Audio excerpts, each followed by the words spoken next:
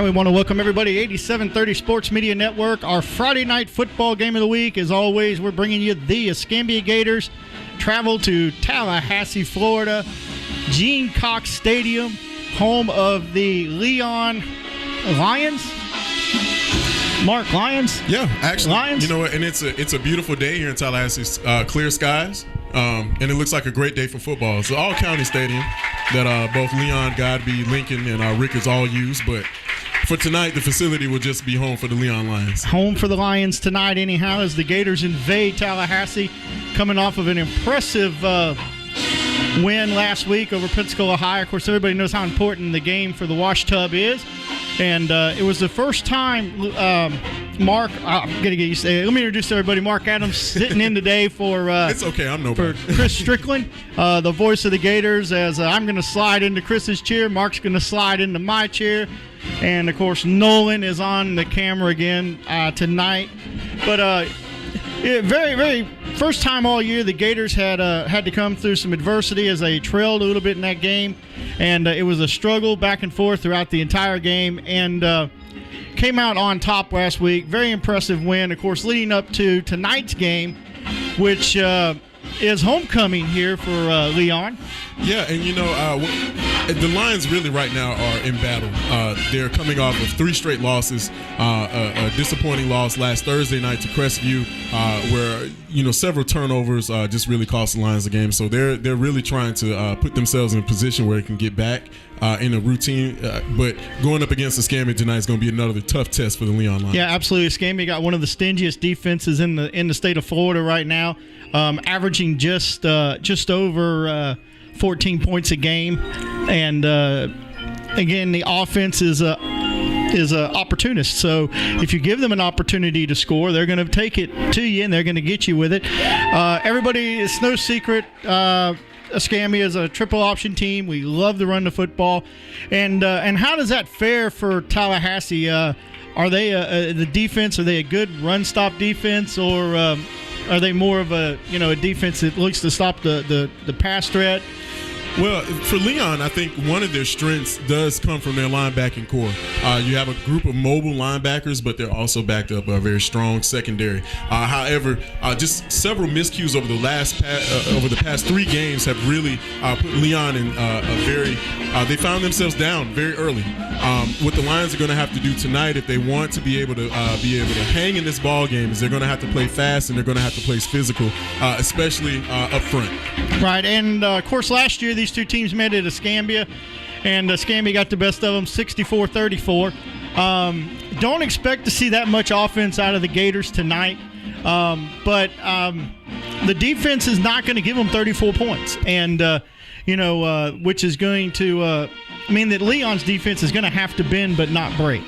Yeah, one of the things about the Lions for this year's team versus that year's team, especially and also mimicking the Escambia Gators as well, both teams are completely redone offensively this year, whereas in Escambia had several weapons last year that Leon is familiar with. That team is no longer there defensively for the Lions, and so new Lions have had to come in and step up. But offensively for Leon, they're made over as well too. One of the critical positions at quarterback for Leon, especially with Auburn recruit, highly recruited D'Anthony McGriff. Look for him to be in some different spots instead of under center tonight. And McGriff, if I'm not mistaken, was the quarterback last year. That's correct. And he is a heck of a football player. He is definitely somebody for you guys at home to watch, because he's one of those special athletes. He can make some things happen. Yeah, that's one of the things that Leon has, that dynamic. He's had some struggles lately holding on to the ball, but if D'Anthony can be able to overcome some of those struggles, especially and Leon does have athletes. If they can move the ball around, they may do some things dynamically. They do have Chris Chapman who's stepped up really big at the running back position, along with their alternate quarterback who alternates with D'Anthony Griff from time to time. And, they still have several reps, especially on the outside at the perimeter with Brian Pender at wideout. Well, guys, it's going to be a heck of a football game. Glad to see the Escambia faithful showing up. It's a long drive, about 4 hours, 3.5. Seemed like 2 decades on that bus, but one time zone. Yeah, we can't convince me of that. But anyhow, but we're here, and we're going to take our first set of commercial breaks. And when we get back, we should be getting ready for the kickoff of tonight's ball game.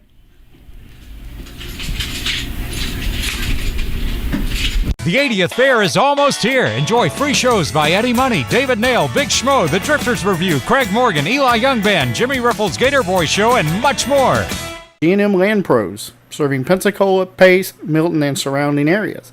So if you're in need of lawn care, want a quality job at a great rate, call the fine folks at G&M Land Pros, 850-866-7853.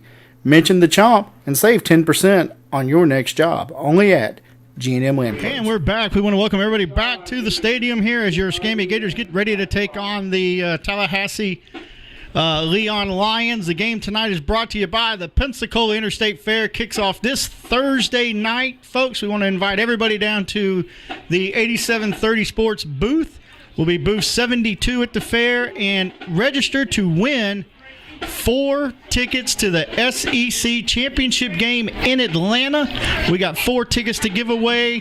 They are estimated value at $1,900, guys. So a $5 raffle ticket gets you in. And here's the kicker: we're only going to raffle off 500 tickets. So the first 500 people will get in the raffle, and so your chances of winning that raffle, very good. Again, 4 tickets, second tier. It's in the Verizon Wireless Club. Tickets to the SEC championship game.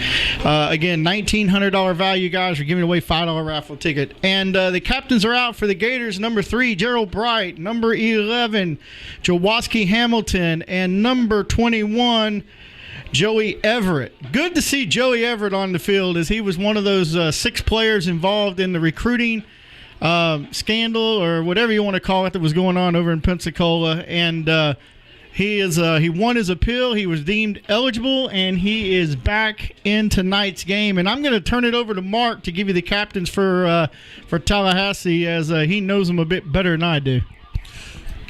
Well, Paul, I know that as those guys make their way over, I can definitely recognize Brian Pender, number 11, senior wideout for Leon High School. And it looks like he's going to be joined, I believe that's Chapman, number 6, who will be also assisting in as one of the team captains for Leon.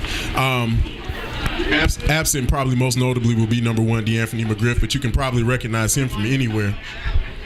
As Leon begins to take the field, one of the interesting traditional things that Leon does, they choose their team captains probably in a way where they allow each guy who performed well in practice the previous week to be nominated by his team to perform the captain's duties. That's great. That gives an opportunity for several people to be captain throughout the year, and that's a pretty special thing. And they're also joined by Tion Long at running back. He's number 2, and then also the big lineman in the middle. That's going to be Corey Baker. And the teams come to the center of the field, and we'll kick the ref's mic on here in a minute and see if we can pick him up. Number 21, Joey Everett. Did you tell him to turn his mic on for this? Okay.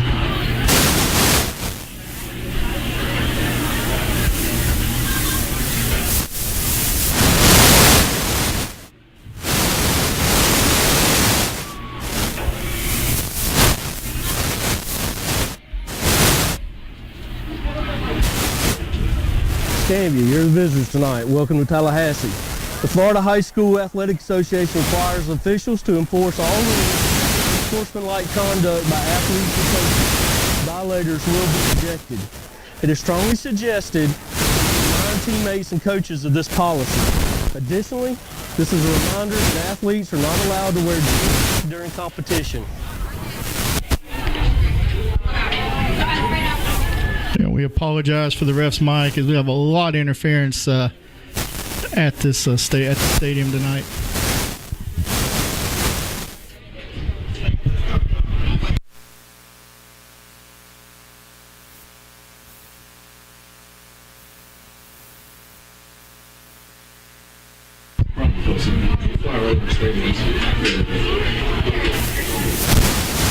All right, Escambia, being the visitors, I have a 50-cent piece here. Kennedy is heads, Eagles tails, okay? I want you to let us know now what you're calling. He's called heads, okay? If I drop it, we'll flip it again. And it is. Leon, you won the toss. You would like to defer to the second half? Okay. Well, we've just heard it. The Leon Lions have won the toss. They're going to defer, so Escambia is going to get the ball to start the game. And, Mark, that gives us a chance to look at Leon's defense right off the bat. From the scoreboard. Yeah, one of the things about Leon is that they're definitely going to try and get back into a rhythm in this ball game. They've struggled as of late over the past 3 ball games. They dropped 3, and of course there was a tough opening loss to Panama City Mosley in overtime. And so one of the things that Coach Coakley has tried to do over the past week is reset the tone for the team defensively on what they're just playing assignment fundamental football. And so you definitely want to look at and notice that DeAnthony McGriff will spend a lot of time at free safety and strong safety. Probably one of their biggest playmakers will be Travis Amy at cornerback. Senior standout has, I believe at this point in the season, he has about 7 or 8 pass breakups. And so very efficient on the defensive side of the ball. Also look for some of the same guys on offense to put in some time on defense, with Chapman and Brian Pender playing a little bit of corner. Up front on the defensive line for Leon, they're going to try to rotate in probably about 4 or 5 different guys up to that front 4 to give those guys a little bit of momentum in the early part of the ball game. And, of course, the Gators are always going to try to come out and strike hard and strike fast as they do. And Gerald Bright and Jabbar Brown and Jabir Fry, always dangerous guys to have to deal with. Back to receive the kick for the Gators is number 8, Jabbar Fry, and number 22, Felton Jackson, as the Lions come on the field and they get set up to get this game underway.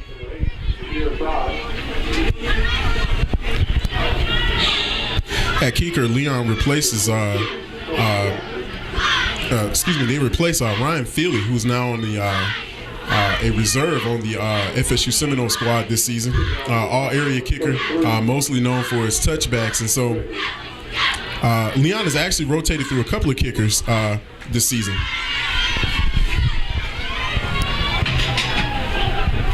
As Leon gets ready to kick the ball off, and we'll get this game underway.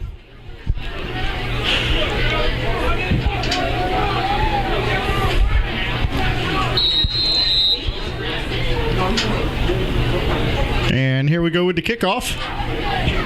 It's a low kick. It's going to be picked up by number 8. Well, he fobbles the ball a little bit, recovers it. He's around to the 10, the 20. He's got a little room. He's at the 30, on his feet, down at about the 37-yard line, and we got Laundry on the field. That was a little bit of a shifty move to break by some of those tacklers there. And this will be an illegal block in the back on the Gators.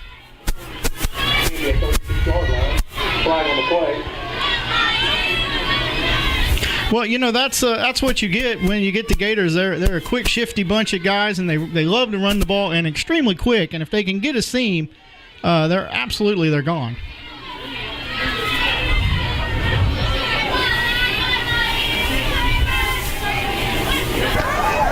We have a block in the back on the return team, 10 yards from the spot of the foul. First down, Escambia. As we heard the call from the referee, first down Escambia.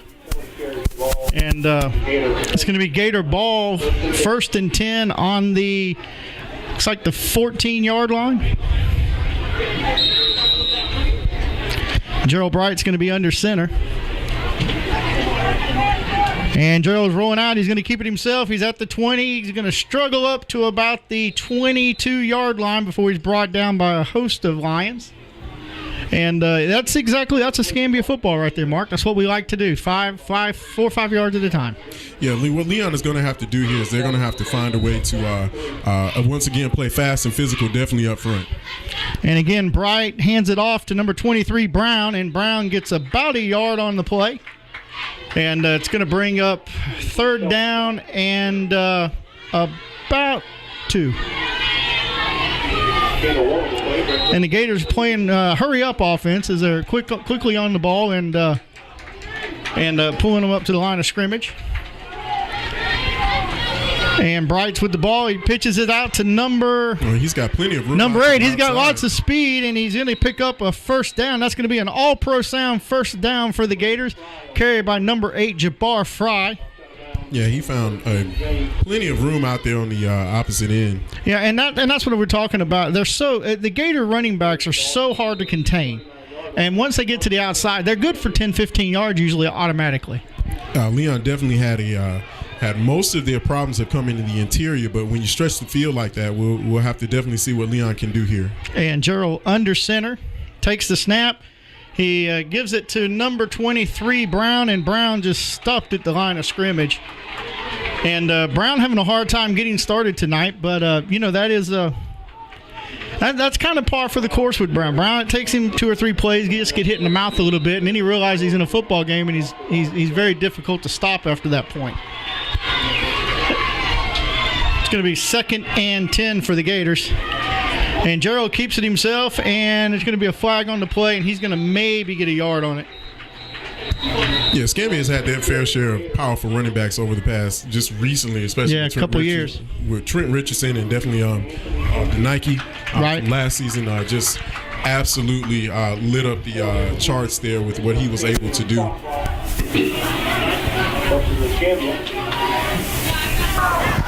Have a chop block on Escambia. That penalty has been declined. So a chop block on the Gators, and Tallahassee declines the penalty. That's going to bring up 3rd down for the Gators.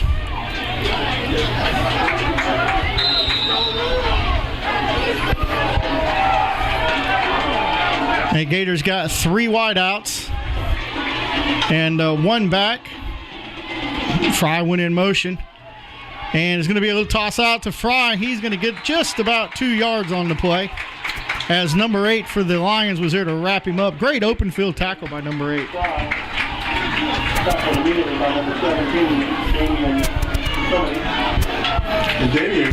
That's Damian Crumedy. He's got a very large family here in the local area where they've made some of his older brothers and older cousins have made some names for themselves at the collegiate level. And that's going to bring Emilio on to punt. And snap to Maldonado. He gets a low spiraling kick. Going to take a Gator bounce. And great Gator bounce. It's going to get down to about the 11-yard line. Now, that's a good way to flip the field. So the interesting thing here is, what is Leon going to come out with? Offensively, you know that they have DeAnthony and McGriff to also. He's complemented by, I would say, a host of athletes. But can they sustain the drive? Can they keep things going? Last 3 games they've sputtered out several times. And the thing with the defense is, we'll see if our defense should pin their ears back and attack right off the bat. That's been the norm, and that's what I would expect tonight. And there's the snap. They're going to hand up. The quarterback keeps it, and he's running around the outside, and he's going to be – he's got some room. And, it took about 6 guys to bring him down. Well, it looks like more of the same from last year. We're going to hand the ball to DeAnthony McGriff and let a host of Gators try and run him down. DeAnthony McGriff looks like he was able to hang on to the ball, which he struggled with last game. So Leon definitely still is going to have to maintain consistency to see if they can be able to put up a pretty decent fight against Escambia. And you say he is a FSU or an Auburn commit? Auburn commit, highly recruited. FSU still hot on his trail, but so far he's still holding firm with the Auburn Tigers. So, that's the great thing. We got Division I prospects all over the field tonight. All over. That's going to be 1st and 10 for the Lions.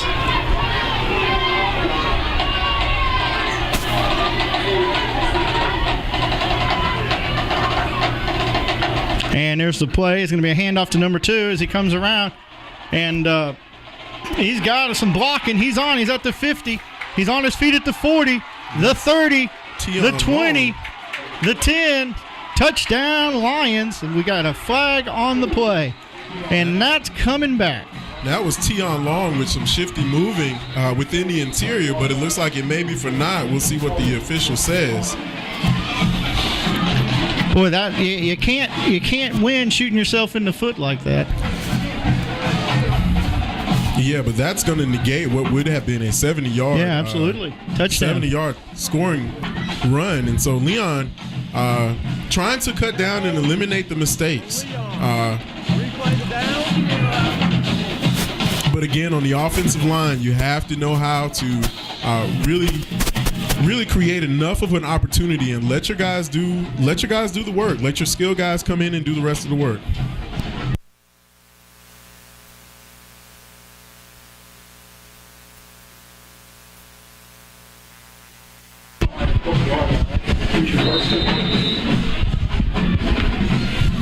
And so Leon is going to, instead of a 70-yard touchdown drive, is now going to be marched back on a holding penalty, back 10 yards. And so that's going to give Leon still first down on their own 20-yard line. DeAnthony McGriff is going to take the snap. He's going to swing it out to number 3, who is going to be bottled up by a host of Gators. No gain. And that was a swing pass to Jair Jones. And we'll see how Leon responds after having that big touchdown taken off the board. Big momentum against a team like this taken away. You know, whenever a defense comes on the field, you're just trying to feel that team out. And I think for Escambia to have that running play negated may give them a little bit some of that momentum back, because you're still trying to see what the other guy's going to do. And so if this is going to bring up second down for Leon, and DeAnthony McGriff is going to keep it, he's going to try and bounce it outside. But again, no gain, or very little gain. Looks like he may have fell over for 1.5 yards. Yeah, but again, a host of Gators. Yeah, great defense right there, Mark. We know McGriff is a very dynamic runner. And on the read option right there, linebacker stayed home and made the tackle.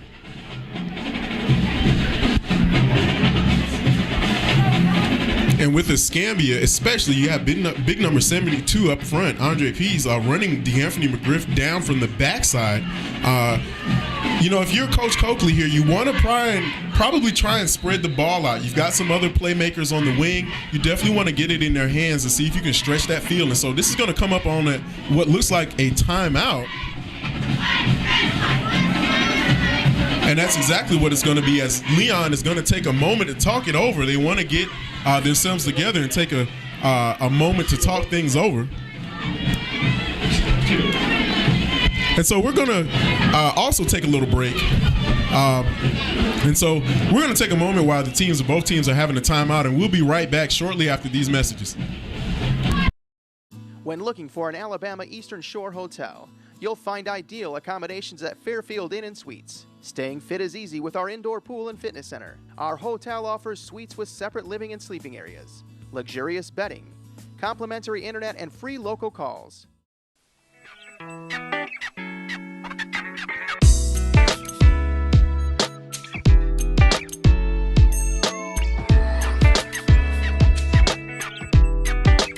Red Cat Racing. Fast. Affordable. Fun. Now available at 8730 RC Park and Hobby Shop, Pensacola, Florida. The Courtyard Mobile Spanish Fort offers ideal accommodations for business or leisure travel. Enjoy a hearty breakfast or dinner at our Bistro Cafe. When looking for Gulf Shore accommodations for corporate travel, weekend getaways, or family vacations, you'll find first-rate service and a friendly staff at the Courtyard Mobile Spanish Fort. The 80th Fair is almost here. Enjoy free shows by Eddie Money, David Nail, Big Schmo, The Drifters Review, Craig Morgan, Eli Young Band, Jimmy Riffles, Gator Boy Show, and much more. And so we're back as Leon breaks the huddle. From a quick timeout, Coach Coakley wanted to talk it over as he's facing about third and about 19 here. And so that's going to be a quick handoff. And that looks like that's going to be handed off to number 4. Again for no gain. That's Travis Amy, who's now back on the offense. Travis spent all last 2 games solely as a defensive specialist. And that was Corey Roberts on the tackle right there, limiting the Lions and forcing a 4th down. So the Escambia Gators come up with a huge 3-and-out after Leon started out with a bang, but it was all for naught. And so, again, we're facing that momentum bug here. And so Escambia looks like they're going to be back on in control as they're going to get the ball back. Leon in the facing fourth down, and they're going to punt it away. And that's number 8 for the Gators. He's going to shift his way around, still on his feet. And he's finally going to be brought down at the 31-yard line. And that was Jabir Fry on the return for Escambia. So Fry looking for a little bit of a seam, but couldn't quite shake off the rest of the Lions. But Escambia still facing pretty decent field position as the ball's going to get out. It's going to be marked at the Escambia 34-yard line, where the Gators will take over 1st and 10. Now, Mark, it'll be interesting to see if what Escambia can do on this drive right here. See if they can get a score right here in the first quarter and take a little bit of momentum. And so the Gators, you want to be able to start out strong. We know that the Gators have such a strong running attack. They were able to, I would say, especially on the last drive, they kind of showed what they were willing to do against Leon. And so Leon definitely trying. And like I was saying, this is definitely that moment where both teams are feeling each other out here early in the ball game. But for the Lions, it's definitely going to be a situation where they've now realized that they've squandered some points, and Escambia, they're going to look to capitalize.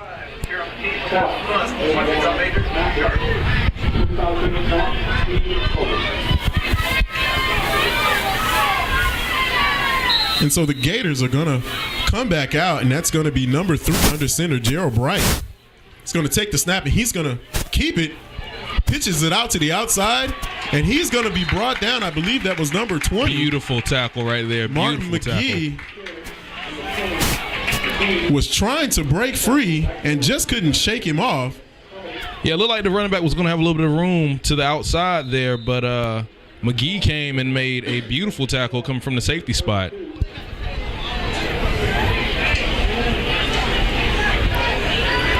So McGee, not very much room to run. So that's going to be another handoff. That's going to be straight up the middle, grinding out about 4 yards. And that's going to be number 23. That's going to be Jabri Brown. Well, let's see if the Lion defense can come up big right here and force a quick 4 and out. Well, 3 and out, excuse me. So Escambia facing about 3rd down and about 6.5, 7. And there's going to be another quick snap, quick out route, and that pass is going to be complete for it looks like a 1st down for Escambia as Gerald Bright found his man out to the outside, and that pass was complete to number 8, Jabir Fry. Nice quick play right there to get the 1st down, move the sticks, and keep this drive going, Mark. And that's what you want if you're Escambia. You want to establish momentum early. You've shown that you can do it on defense, and now you want to get the mojo working on offense. That's going to be a man in motion, another pitch outside, and he's got room to the outside. That's number 20. He's going to break another tackle and tiptoe down the sidelines. And that may be a penalty. Yep, crossing and there's the flag. Midfield, getting down to about the 24-yard line or 25-yard line. It's going to be number 20 on a beautiful run, Martin McGee. And Mark, and we've got. They're going to get 15 yards on this late hit out of bounds. You got to be a little bit smarter right there if you're a defender. You have to know that, hey, in this game nowadays, you cannot hit that runner out of bounds, and that's going to set Escambia up nicely inside Lion territory. You know, if you're Leon, you watch him tiptoe down that sidelines. You definitely don't want him to break. Personal foul, late hit, out of bounds on the red, add 15, 1st down. So Escambia is now cooking with gas if they've now made their way down to the Leon 21-yard line. And Gerald Bright's going to be under center. And he's got a great opportunity here to orchestrate this drive into the end zone. That's going to be a quick toss to number 8. He makes a good move back inside. That's Jabir Fry working his way down to the 10, about the 10 or 11-yard line. Mark, there's a word I like to use. It's called wiggly. That running back is wiggly. Wiggly indeed. As Escambia knocking on the door. No, this is going to go ahead and be 1st down. And about 10 to go. Bright hands it off again. He's going to be stuffed up the middle. I think the Gators may have fallen forward for about 1.5 yards. Now, Mark, you're starting to see right now why Escambia is doing so well this season. they have an offense that can absolutely crank, and their running game tonight has been pretty amazing on the first 2 drives. What you don't want to have happen is, and there's going to be another toss, and there's a flag on the play, and that may be a touchdown negated as Jabril Fry crosses the end zone line, but yellow laundry on the field will show otherwise.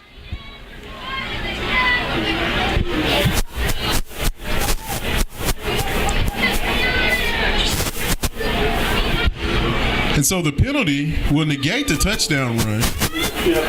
Illegal shift on the We have an illegal shift on Escambia. Replay 2nd down. So an illegal shift by the Gators will march them back ever so slightly. Escambia still knocking on the door, but that's going to bring up 2nd down. Ball resting calmly on the Leon 16-yard line. That's Bright under center. He's going to make another toss. Looks like the same exact play. And it's a double pass. Man wide open in the end zone. Touchdown, Gator. And I have to give it to the offensive coordinator. That was a beautiful call. They have been running it all drive. along. And it looks like that was number 88 on the reception. Dom Davis found himself the recipient of a beautiful touchdown pass from Jabril Fry, who completely fooled the Leon offense. Now, Mark, that was a beautiful play call by the offensive coordinator. They had been running that toss sweep the entire drive, and kind of had Leon coming up trying to guard against that run and just dump one across into the end zone. So beautiful play right there by Escambia, and absolutely they draw beautiful. blood first. That's going to be a Fairfield Inn and Suites touchdown by Escambia. And Leon. And I think what they were trying to figure out is if the running back crossed the line. He was close to the line of scrimmage, but didn't quite cross it, and that touchdown was good. So a little bit of trickery to open up the game as Escambia strikes first. The Gators have jumped out first on a double pass, and they've taken the lead against the Leon Lions 7-0 here early in the first quarter with about 4:18 remaining. When looking for an Alabama Eastern Shore hotel, you'll find ideal accommodations at Fairfield Inn and Suites. Staying fit is easy with our indoor pool and fitness center. Our hotel offers suites with separate living and sleeping areas, luxurious bedding, complimentary internet, and free local calls.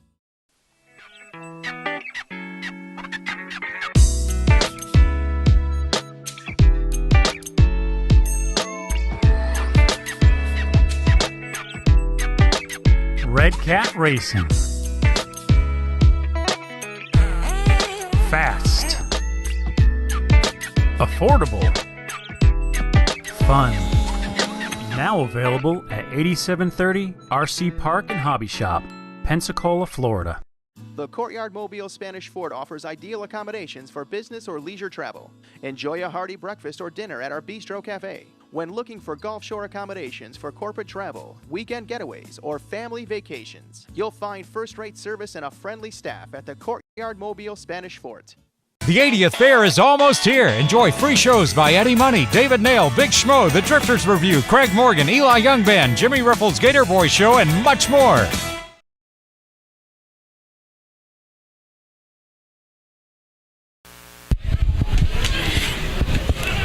And so, as the sun starts to set here on Gene Cox Stadium here in Tallahassee, Escambia holding on to up early on Leon with 4:18 left in the first quarter, 7-0 on a beautiful double pass.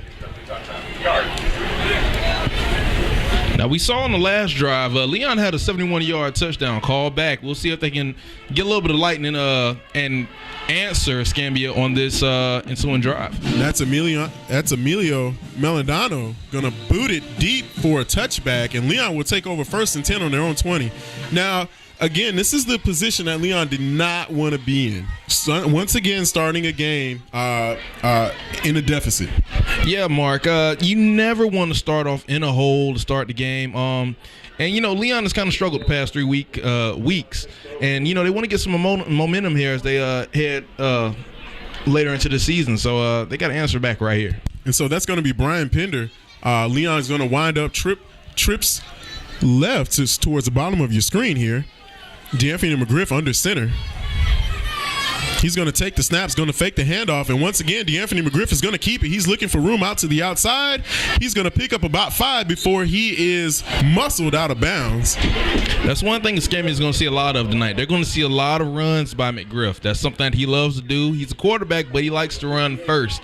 So Escambia has to be ready and always on their toes to take McGriff down. He's a big, strong runner, Mark. Yeah, but so is DeMarcus McKenzie. He was not fooled on that, and he read McGriff all the way down to the sideline and met him at about the Leon 25. And that's where Leon will try to continue their drive. Second down on the 25-yard line. 4 receivers down to the bottom of your screen. Man in motion, that's going to be Tion Long. Swing pass out to the outside. It's complete. And that's going to be number 3 with a little bit of running room as he squirts upfield, and he's going to pick up the first down, a gain of about 9 yards. And that's Jair Jones. And as a defender, you have to make that tackle. If you're the first man there, you have to take him down the backfield. You can't allow him to get those yards to get upfield and get the first down. So Leon showing a little bit of balance here on the offensive side of the ball. A little bit of run, a little bit of pass, trying to keep Escambia off balance. Gator linebacker still staying at home, not being fooled too much. So McGriff under center. He's going to fake the handoff, and once again on the keeper, he's going to muscle his way up front, but once again, he's met by the big linebacker, DeMarcus McKenzie. Again, Mark, McGriff is going to run all night long, and if Escambia can keep him contained, they'll find some success on defense. And Jamal Bynum not fooled as well. Their task may have been this week to just completely spy on DeAnthony McGriff and watch him like a hawk. So the Gators not willing to break here, as Leon has now made their way out to their own 36-yard line. McGriff once again under center. He's going to hand it off. Oh, he's going to keep it. As McGriff muscles his way out again, that's going to be another Leon first down as Escambia finally drags McGriff down out towards midfield. Yeah, he faked me out there, Mark. I thought he gave it off in the jet sweep, and he kept it and went up the middle. Got about 8 or 9 yards right there for the line first down. And so Jarrell Butler was in on the tackle for Escambia. Escambia putting up a 5-man front. 2 linebackers drop back, and of course their defensive unit is all ready for the run. And we have timeout on the field. And that's going to be timeout. Looks like Escambia Gators have called timeout. And so we're going to take a little break here while the teams are having a timeout. And so we'll be right back right after these messages. The 80th Fair is almost here. Enjoy free shows by Eddie Money, David Nail, Big Schmo, The Drifters Review, Craig Morgan, Eli Young Band, Jimmy Riffles, Gator Boy Show, and much more. And we're back, Gene Cox Stadium, where Escambia has a 7-0 lead over Leon as the clock winds down to about 1:54 left in the first. Leon with the ball at midfield, with a first down. That's going to be DeAnthony McGriff under center. He's going to swing it out to number 6. The completion. Now, one thing I'm noticing, Mark, Leon is trying to suck Escambia a little bit closer up to the line. They're not really testing them deep. They're going swing pass, read option. They're not testing Escambia deep. Let's see if they go home run ball at some point in this drive. And that was Chapman on the reception, who was a little bit of a hero last game for Leon. Found a way to score twice for the Lions. And so we're going to see as Leon comes to the ball, with trips out to the top of your screen and twins down to the bottom. Man in motion, that's going to be Tion Long. And it's going to be another handoff keeper by McGriff, who's trying to get out to the outside, but nothing doing. And he's going to be brought down. Nah, he had no blockers over there to that side. They were outnumbered. And you see McGriff got taken down right there, and it's going to be third down. And those safeties there had creeped up to the line. So, I would like to see Leon try to go a little bit deeper, try to test Escambia downfield just a bit to see if they get something going. But right now they're content with nickel and dimeling down the field. And that was Kyrie Lovelace on the tackle, who was able to creep up on DeAnthony McGriff. And so they've got several guys here on the Escambia Gator defense. Each one of them has been tasked to find McGriff and bring him down. And Coakley sees something he doesn't like on the field. Different schemes that Leon comes out in. One guy from the Escambia Gator defense you can tell very early it's, hey, your job, find McGriff, bring him down. And if you take a look at, I'm pretty sure for those who remember last year's game, it was all McGriff all the time, who was responsible for several of Leon's offensive drives. And while the game was seesaw a little bit, Escambia was able to pull away because of the strong rushing game. Curtis, you think we're seeing a little bit of that again tonight? Are we seeing a part 2 of this rivalry that's building up? Absolutely. Leon, again, the offense runs through McGriff. He is the first option at all times for Leon. Pretty much Escambia has to make sure they contain him, make sure he doesn't get loose, as the kids like to say, get loose, and keep momentum on the Gator side right now. Now we haven't seen we haven't seen John Burns yet for Leon, who's the alternate quarterback. When McGriff comes out into the wide receiver set or slot receiver. So it's all McGriff, and he's going to fake the handoff, and he's going to keep it again, muscling his way up the middle. He's got a little bit of room. He bounces out to the outside, and McGriff is all alone, one man to beat. And we've got our ball game as McGriff takes it 43 yards for the touchdown. And Mark, we just said it. Leon wants to run McGriff. That is their number one option. That read option is his bread and butter, and that's the play that he gets loose on. And you saw it right there as he took off for a long touchdown, Mark. And so McGriff didn't need much, as he was only looking to read the linebackers and freeze just one of them, using his speed to get out to the outside. And if you're Escambia, you can't be surprised. You've seen it all. You've seen it enough to know what's going to happen. So the Gators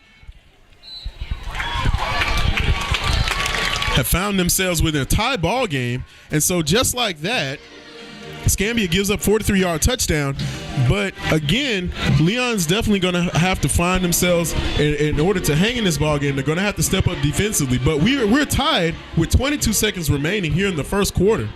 And that's a good sign. And so we're going to take a little break here. We're going to rejoin the game right back after these messages. G&M Land Pros, serving Pensacola, Pace, Milton, and surrounding areas.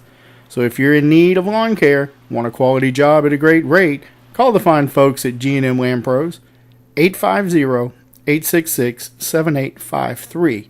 Mention the Chomp and save 10% on your next job, only at G&M Land Pros.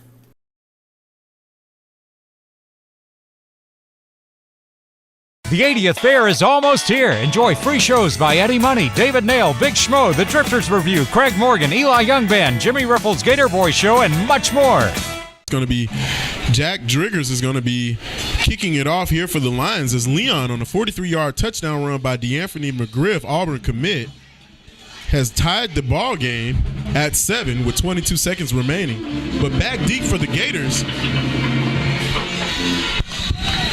which will be for 9, resulting in a touchback. So Escambia will take on over 1st and 10 on their own 20. And so I would say one of the biggest measures is how do you respond? How do you respond? And so Escambia, they've got their bread and butter. They definitely want to be able to operate the running attack that they've established so well under Gerald Bright. And so the Gators are going to come out here 1st and 10 at the 20. Gerald Bright under center, lined up in the eye. And that's going to be a handoff to number 20, Martin McGee. He's going to pick up about a yard. And so Escambia is going to let the clock trickle down. And it looks like we're going to go ahead and flip sides here, as that will be the end of the first quarter. We're tied up here at Gene Cox Stadium, 7 apiece. No, they got one more playoff, Mark. Uh-oh. And that will do the end of the first quarter as Escambia ends the quarter on the run by Jabir Fry. And so we're going to flip sides here and take a short break. And we'll be right back right after these messages. And we're back. For the start of the second quarter, we're all tied up here at Gene Cox Stadium. Escambia trying to put together a drive after they gave up a scoring touchdown by Leon towards the end of the first quarter. And so Escambia wants to be able to continue to run their game. They've established a running attack early, and they've shown that they can move the ball and sustain the drives. And so if you think that Escambia can be able to come up with some sort of scoring opportunity here, and their defense can be able to not give up the big play, Escambia might gain some of that momentum back, as we now have Gerald Bright under the center. That's going to be a man in motion. That's going to be a quick toss out to the outside. He's going to try and look for some running room, but he is brought down. He's got the first down, though, Mark. By number 17, Damian Crumity. But again, a critical first down. And Leon has to be a little bit, they have to be more aware on that play. They're getting killed by that toss sweep or that toss every time, Mark. Jabril Fry showing no mercy, as all he needs is a little bit of a seam. You think if he could get an extra block out there on the edge, he might be able to turn that into a big play. Fry in motion again. A keeper by Gerald Bright. He's going to lean forward for about a yard. And that's how you force the quarterback back inside, because they had that play setting up once again on the far side of the field this time. They forced the quarterback back inside. He had nowhere to go, and you limit his game. And one thing you can appreciate about the Escambia offense, they're going to get a yard if that's all they have. Not going to go backwards here. Bright once again on the toss, and he's found his man, and that's going to be Jabril Fry, who's gotten out to the edge once again and picks up another critical Escambia Gator first down. The Gators have so much speed getting to the outside, so much speed, and you see it each time. That's going to be an all-pro sound first down for the Gators as they're nearing midfield out to their own 44-yard line. And that run will cross midfield as a quick handoff to number 33, Austin Travis. So Escambia not short on backs. They aren't. Very deep at the running back position are the Escambia Gators, as that ball has just crossed midfield. They've entered Leon territory, and there's going to be another toss. A beautiful shake move by number 20, Martin McGee, as he picks up another all-pro sound first down for Escambia. Hey, Mark, one thing that Coach Davis preaches is trust your speed. And that's one thing that our offense does is they trust their speed. And gets them out of a lot of trouble. And you can definitely tell as Escambia is stretching the field using all 53 yards wide. And there's another swing pass out to the outside. A good move by number 8, Jabril Fry, as he is near another first down. And so Leon getting a taste of their own medicine as Escambia is marching forcefully down the field as they've. And you're seeing why Escambia puts up so many points week in and week out, Mark. This offense absolutely cranks. So that's going to be Escambia out to the Leon 31-yard line. That's going to be Bright under center. 3 backs in the backfield, and they're going to plunge forward.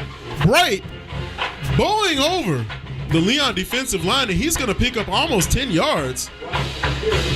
As that ball looks like it's going to be marked at the Leon 21-yard line, and so Escambia inside the red zone is continuing to plow forward, mixing it up with a good use of running plays and swing passes, stretching the field against Leon. They've got some momentum with 9:24 into the second quarter. Man in motion. That's going to be a handoff up the middle, and finally, Leon is going to hold Escambia to under just to a couple of yards gain, but Escambia not slowing down as they've lined back up again, and they're trying to push Leon to the brink here. There's going to be another handoff. Oh, it's a keeper by Bright. He's going to squirt his way upfield, and he looks like he gets to pay dirt. That is an Escambia Gator touchdown. And that was a beautiful run, beautiful keeper right there by the quarterback. You thought he was going to pitch it like he had been doing, but he decided to keep it, go up the middle, and he gets 6, Mark. 19 yards by Gerald Bright, refusing to go down towards the end until he crosses the line. Ooh, when your quarterback lays a little bit of lumber of his own, that just makes you a little nervous as a coach, but it also makes you a little bit happy. And so Leon has been given a solid answer as to what kind of ball game this is going to be, and the kick is up. And it's good.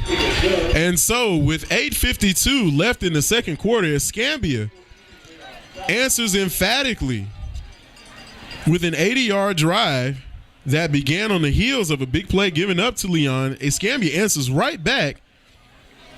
Gerald Bright pounding his way into the end zone on a 20-yard run.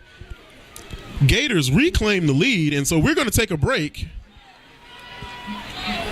And we'll be right back after a short message. The 80th Fair is almost here. Enjoy free shows by Eddie Money, David Nail, Big Schmo, The Drifters Review, Craig Morgan, Eli Young Band, Jimmy Riffles, Gator Boy Show, and much more.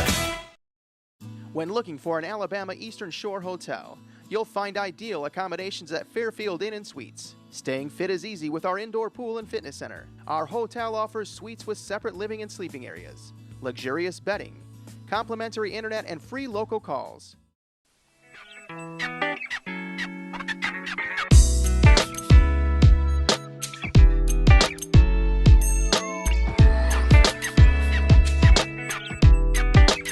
Red Cat Racing. Fast. Affordable. Fun. Now available at 8730 RC Park and Hobby Shop, Pensacola, Florida. The Courtyard Mobile Spanish Fort offers ideal accommodations for business or leisure travel. Enjoy a hearty breakfast or dinner at our Bistro Cafe. When looking for Gulf Shore accommodations for corporate travel, weekend getaways, or family vacations, you'll find first-rate service and a friendly staff at the Courtyard Mobile Spanish Fort. And that's Maldonado. He's going to kick it high and deep for a touchback. And so Leon will begin their drive on their own 20-yard line. And so what a finish by Escambia on that last drive with Gerald Bright pounding his way into the end zone, refusing to go down. Leon got sucked in. Escambia is fast to the outside. Like we said earlier, their coach always teaches trust your speed, and that's what they're doing right now. They are faster than the Leon defense right now, and it's paying dividends. And so Leon going to try and answer back, and the Escambia defense looks to stiffen up here. McGriff under center, twin receivers to either side of your screen. Tion Long, the lone back in the backfield. And that's going to be a handoff, and it was misread, fumbled. McGriff on the spot as Escambia nearly came up with probably a huge turnover. And that was almost disaster, deep in your territory right there. And McGriff decided to give it off that time, and Escambia was not fooled. Escambia defense ripped that ball out of Tion Long's hands, and it flew up in the air. McGriff was Johnny on the spot as he pulled it back down. And so that ball is going to be brought back to about the 11-yard line of the Leon Lions. Escambia showing their teeth here as they're not wanting to give up an inch to the Lions. Twin receivers to the either side of your screen. McGriff, man in motion, another handoff, and that looks like it's going to be Chapman. He bangs his way out of bounds, picking up some of that lost yardage. And he's going to get up to about the Leon 22-yard line before he gets hammered out of bounds by the Escambia defense. A host of Gators led by number 8, Jabril Fry, putting in double duty on both sides of the football, and also number 59 on cleanup, Jamal Bynum. Now let's see what Leon does right here. Deep your own territory, 3rd and 8. Let's see what Leon can do right here. See if they can get a first down, or see if they give the ball back to Escambia. Twin receivers either side of your screen here. Escambia looking to bend, not break. Man in motion. McGriff's going to keep it. He gets bottled up. He bounces out to the outside looking for running room, and he's going to be brought down once again. No, he's going to be brought down by number 6, DeJounte Donaldson. Great job by the Escambia defense right there. They read the play. They had him wrapped up. He got away, but they have so much speed on that side of the ball that they were able to keep him to a minimal game, and now they're going to kick the ball off to Escambia. And so Donaldson on a big tackle, open field again, bringing down the oversized McGriff down to the ground, and that forces a 3 and out, and that's what you were looking for if you're Escambia. And so back deep for the Gators is going to be number 8, Jabril Fry. Ball is in the air. It is going to take a Gator bounce, but fielded cleanly by Leon. You've got to let that ball bounce. You have to let that ball bounce. That ball is going to take maybe another 10 yards. And so picked up a little prematurely there by Lewis Chairs. And coach is going to talk to him a little bit, let him know it's all right, but don't do it again. And so Leon actually is going to give Escambia a great field position again by not letting that ball bounce. Special teams here definitely, all facets of the game are going to be a factor here tonight. Special teams definitely going to be one of them. And so Bright is going to go to work again. And I can Escambia with twin receivers to the top of your screen. I can already tell you what's coming, Mark. Oh, eating it.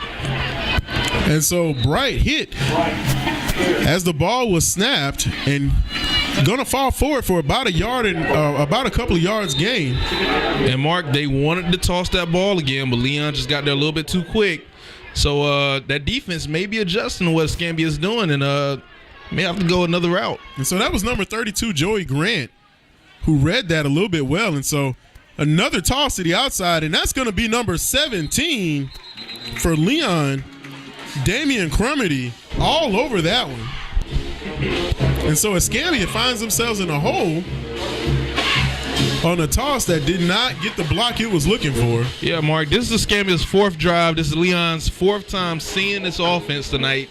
It seems like they're adjusting a little bit. They're not letting them get to the outside right there. So Escambia might have to find another way to get downfield. So Leon facing a critical third down here. If Escambia can find a way to sustain the drive, they will once again keep things going. And so that's Bright. He's back to pass. He's trying to look for room, and he is swarmed by a host of Lions. Big number 52 for Leon is going to bring down Bright. And that's Gabe Bayer, going to bring down Bright. And so both teams are going to trade 3 and outs here as Escambia is forced to punt. And that's what happens when you stop what's been working and you force a team to kind of adapt and adjust. It doesn't always go quite to plan. And right there you saw Leon force a 3 and out. And so each team here looking to gain the edge, and that's Chapman back deep for the Lions. Ball is in the air. Chapman calls for the fair catch, and Leon will now take over on their own 24-yard line. And so Escambia wasn't able to get much going there as a toss did not get blocked, and then they suffered a great loss that put them in a hole. And so Bright dropped back to pass and wasn't able to find what he was looking for before he was sacked. And so Escambia trying to adjust. They made the adjustments on defense. Now, one thing I've been impressed by was Leon's ability to get pressure up the middle. On the runs, they haven't given up too much up the middle. Everything has had to go outside, and right there you saw the pressure. The sack came from the middle of the defensive line. So we'll see how that goes going forward in this game. And so as both teams are at a timeout, we're going to take one too as well, and we'll be right back after these messages. And welcome back as we are at 5:08 here in the second quarter. Leon facing a 1st and 10 at their own 26-yard line. That's going to be a man in motion. McGriff on the center. He dropped back to pass. Man wide open. Man down the field. That's going to be caught. A big reception. And Mark, once again, I told you, if Leon went downfield, they might be able to find a little bit of success because Escambia had been playing up to the line looking for that run each time. And honestly, McGriff went to the wrong man. He had a man streaking across the middle on a post route who actually, if he would have caught the ball, probably would have been going for 6. And so Leon with a big pass play by McGriff showing that he can use his arm as well as his legs. That's going to put Leon square in Escambia Gator territory. And so Escambia is going to try to be able to not give up the big play. And so Travis Amy and DeAnthony McGriff are going to be in your backfield as twin receivers on either side of your screen. And that's going to be another timeout. And Coakley is not happy on the sideline. Timeout. Did not like what he saw as Leon came That's to the third and final timeout of the half. So Leon burns all their timeouts with 5:08 left to go. With 4:35 left to go in the first quarter. Escambia trying to regroup here. You want to be able to build off of your momentum. We talked about momentum early in the ball game, and so Escambia now with Leon is squarely in their territory. They want to be able to find a way to not give up that big play and do what their defense has done so well, especially by opening up the game, capitalizing off of Leon mistakes. So if they can force Leon into a situation that they don't want to be in, look for Escambia to pounce all over that, because they definitely have the linebackers in the defensive front to be able to do so. But sometimes you have an underdog come in the game and they gain a little bit of confidence. And right now, Leon may be gaining a little bit of confidence and thinking, hey, that, maybe they can compete with these guys a little bit out here. So Escambia looking to buckle down here as Leon comes out with twin receivers towards the trip receivers to the bottom side of your screen here. DeAnthony McGriff under center. He's going to take the snap, and he's going to hand it off, and he's going to be bet by big number 52, Darius Granderson. Not fooled at all, as he's going to drop the Leon running back for a huge loss. And I've noticed that McGriff on past couple run plays, he's decided to hand the ball off and give his running backs a chance to run the ball. Let's see if he decides to keep the ball a little bit and try to get some yards in his own. And so that was Travis Amy, who met the wrong side of Granderson there, who was not fooled at all. And that's exactly what you want if you're Escambia. You want to be able to have your defense step up and kill that momentum off the big play. Man in motion. McGriff's going to drop back to pass. He's got a man open underneath the middle. And that's going to be Brian Pender, who's going to be brought down by a host of Gators. Most notably, number 14, Curtis Roberson, is going to bring down Brian Pender along with a host of other Gators. Brian Pender going to make up some of that ground and going to get back to about 5 yards shy of a first down as Leon ekes out to their 30-yard line on a quick underneath pass. And so Escambia, once again, a critical third down coming up, not wanting to break, but just bend a little, not break, as twin receivers to the top of your screen. That's going to be another handoff to Chapman, who's looking for running room out to the outside. Beautiful defense by the Gators. Beautiful devoured defense. By the Gators. Number 34 on the tackle for Escambia, as Chapman could not get out to the outside as he was sucked in. And so Leon facing a critical fourth down. Coakley, no stranger to going for it deep in the opposition's territory. Escambia came up with the big third down stop, but now they're going to have to repeat the same process on fourth down here with 4 receivers to the bottom of your screen. McGriff, the lone, and he's back in the backfield. He's found a man to the outside. All alone is Brian Pender. And that's a touchdown, Mark. He drops it. And that was a sure 6 points by Brian Pender, who's got to be feeling some kind of way by right about now, as he dropped a for sure touchdown on fourth down. You couldn't draw it up better than that. That absolutely hurts if you're a Lion fan. Right there, you had a chance to tie this ball game up in the second quarter against a team that's as talented as Escambia. My. You cannot have that happen. Another touchdown comes off the board for Leon as Escambia finds a way to survive. And so that's going to be 1st and 10 for the Gators, who are not phased at all as they take over on the 30-yard line. That's going to be another toss to the outside by Bright as he finds number 20, Martin McGee. Gators wasting no time pushing that ball back the other way.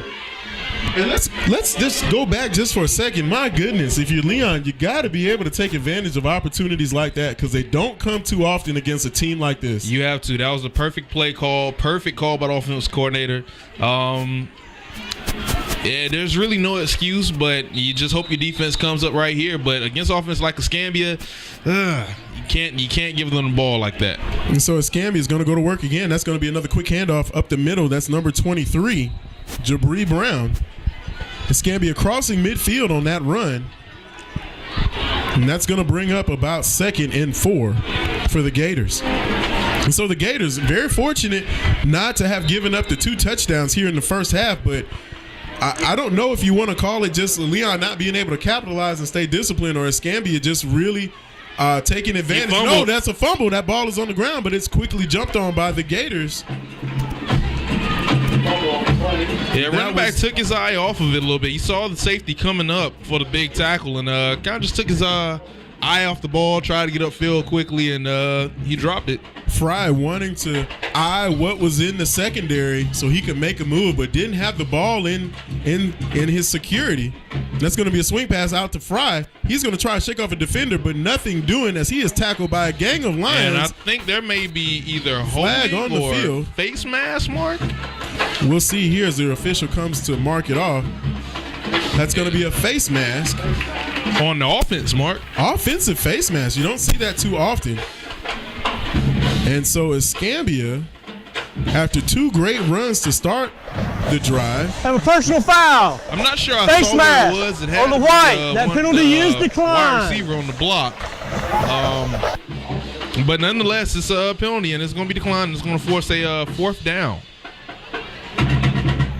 And so Escambia is going to change out units here as the Gators drive stalls after 2 great runs. The penalty negating the momentum, and Escambia is going to come out into punt formation. And so if you're Leon here, you wanted to have made sure that the game was even by now, but you're now still in a deficit. But the good news is that you're getting the ball back. For Escambia, you want to be able to sustain those drives and put the opposition away, especially on the road. And that's a short, wobbly kick. Shane, it takes a huge bounce. Chapman looked like he wanted it. He picks it up anyway. Not a very smart move by Chapman as he is hammered by the Gators, and that's going to cost him 5 yards. So Leon on special teams not looking too sharp tonight. I see what he wanted to do, Mark, but right there you cannot take that gamble. You just gave up 5 more yards than what you would have had you just let the ball roll dead. And so Chapman got a little bit greedy there, and I'm not sure what he saw, but there was a wall of white and navy blue that brought him down to the ground. And so Leon will take over 1st and 10 from their own 18-yard line. Now, later in the season, this field is really punter-friendly. It starts to get hard as the season goes on, so get a lot of good bounces.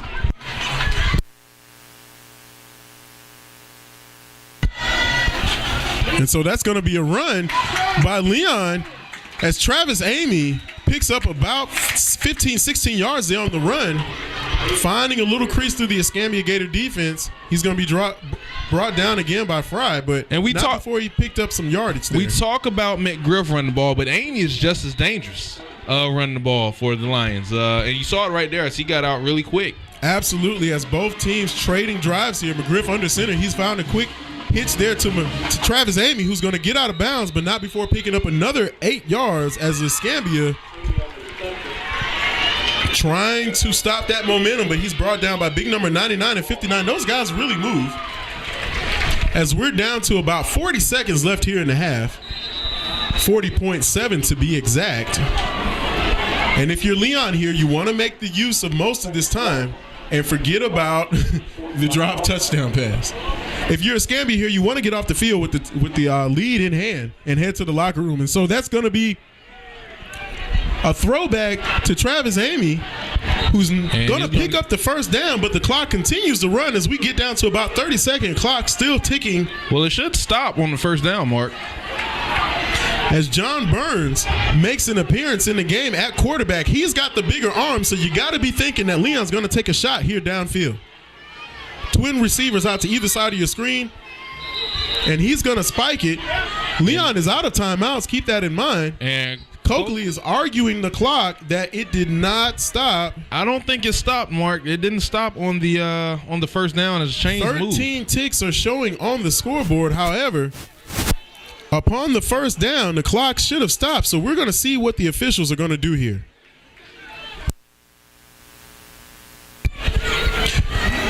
John Burns coming into the game for the Leon Lions.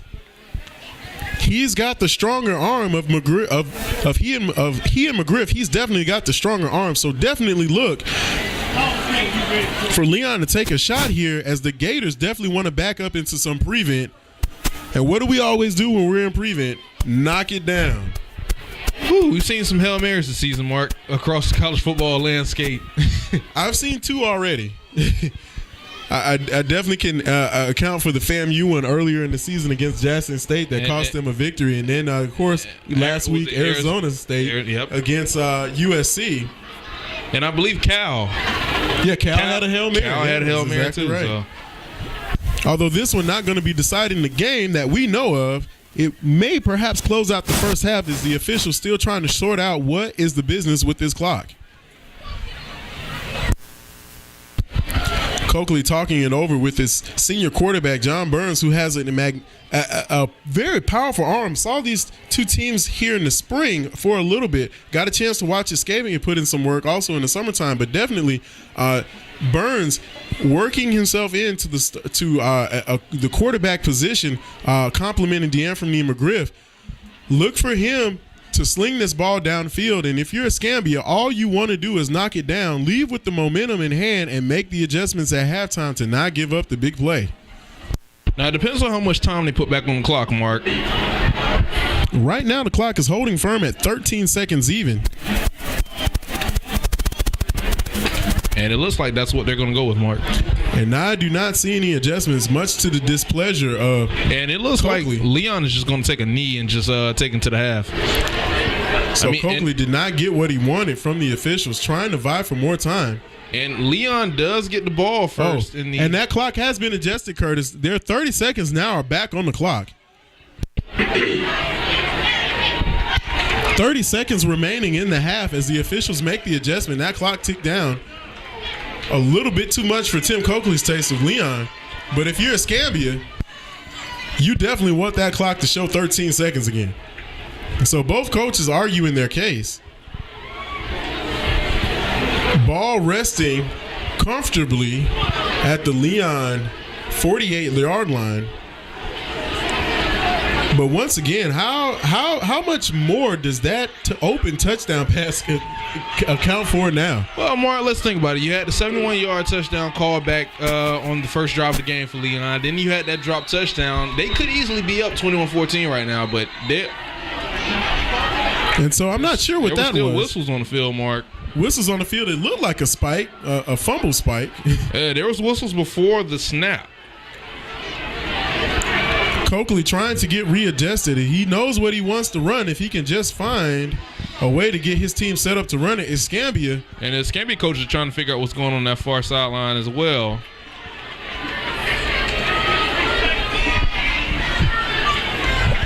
Officials trying to get it worked out. A bit of a confusion here as we're still 27.3 on the clock. Leon lost 2.7 seconds on that last play.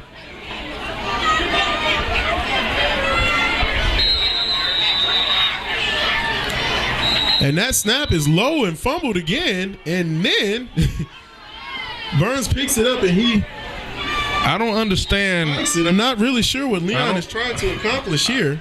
Do you want to run a play? The clock was stopped. Do you want to run a play? Do you want to? Each time the snap was low, Escambia almost missed an opportunity to pick up a fumble, which would have been remarkable. Now it's a clean snap. There's a quick pass to the outside. It's a hitch and pitch. Is it legal? That's Tion Long racing down the sidelines, and he is in the end zone. Curtis, and take a look at that. And there are no flags, and that is a touchdown, Mark. Flags.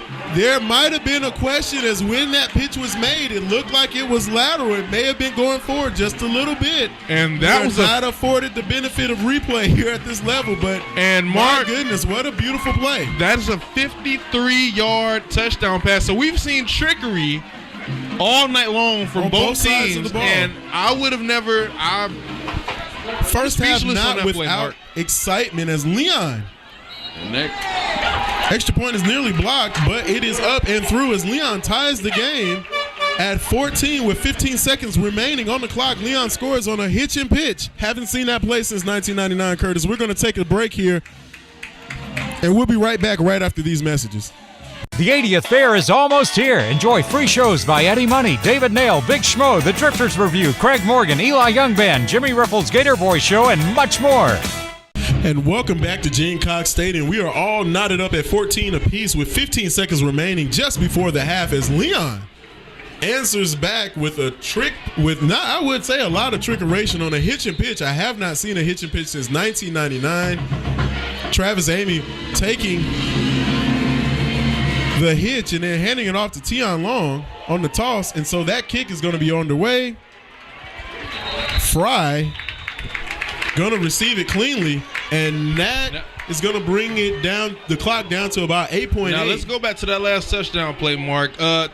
Escambia's coaches didn't argue with the referees on that pitch, and it was on their sideline. So it looked a little close on whether that was going forward, because that was very quick how it was done, but completely fooled the Gator defense, and then it was Tion Long off to the races. Hey, great individual effort around the 10-yard line. He had to break a tackle to get there, but let's see what Escambia does right here. Let's see if they take it into the end zone or if they 8.8 on the clock, and that's going to be Bright. He's going to make a swing pass out to the outside.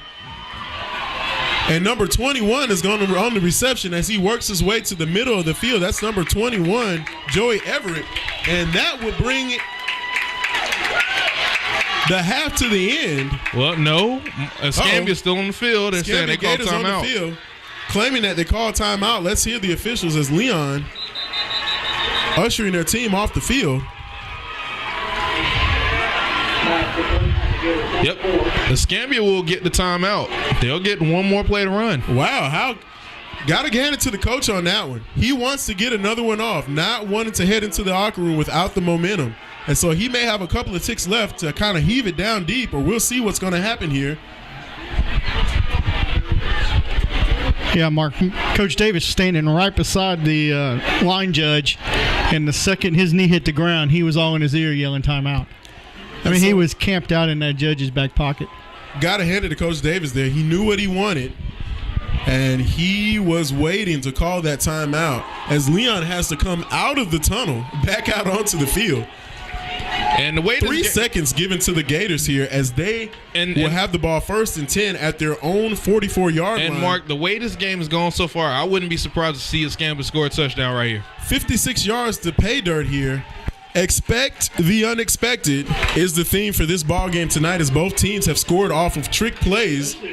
Leon soundly in their prevent defense. And they're spreading the field with 5 wide, 3 to the bottom of your screen. That's going to be Bright under center. He takes a snap. He drops back, looking for some room on the outside. He's going to heave it downfield. That's number 35 on a 10-yard reception, looking for a man to pitch it to. No one found as he is finally brought down, and that will end the half. Now the Lions head to the locker room. Escambia ready to head to the locker room, and that's going to bring up halftime, but not without some fireworks. And we've had a very entertaining first half of play as Escambia jumping out first to a very quick lead after Leon touchdown was negated. Then Escambia with Leon, answering back, and then Escambia on some trickeration with the double pass. Leon dropping a pass in the end zone and then finding a way to muscle their way to a 3-and-out, getting the ball back, and then on a hitch and pitch, Curtis, I remember the game. It was Godby versus Raines on a hitch and pitch as Raines took the play 99 yards. I have not seen that play since then. And we're at halftime, all knotted up at 14 here at Gene Cox Stadium here in Tallahassee.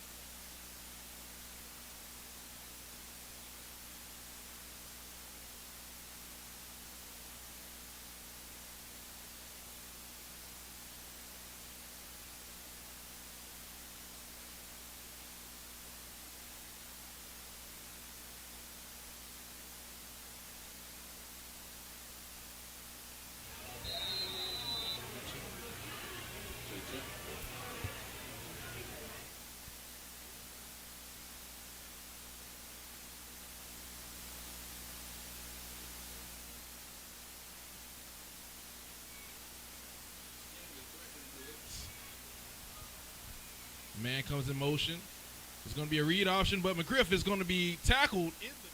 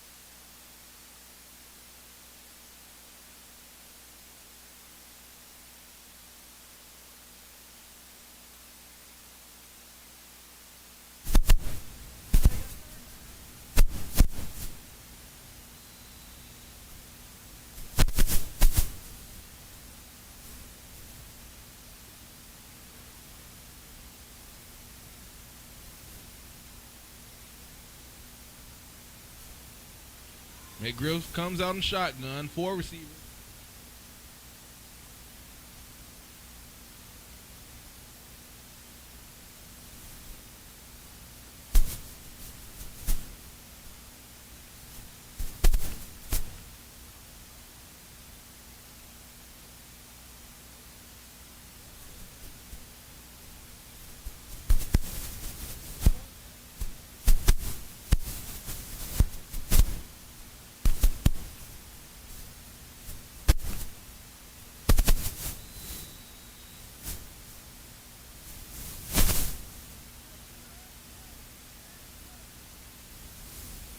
Ready to punt to Escambia. Return man is number 8. Here's a punt. It's a high spiraling kick. It's going to bounce at the 35-yard line, take a line roll inside the 25-yard line, down to the 21-yard line, and that's where Escambia will start their first drive of the second half. So Escambia is setting the tone early here, Curtis. The Gators wanted to come out, make the adjustments in the locker room at halftime, and now they were able to withstand what I would say Leon's first punch, and now they're back in business here, taking over on their own 21.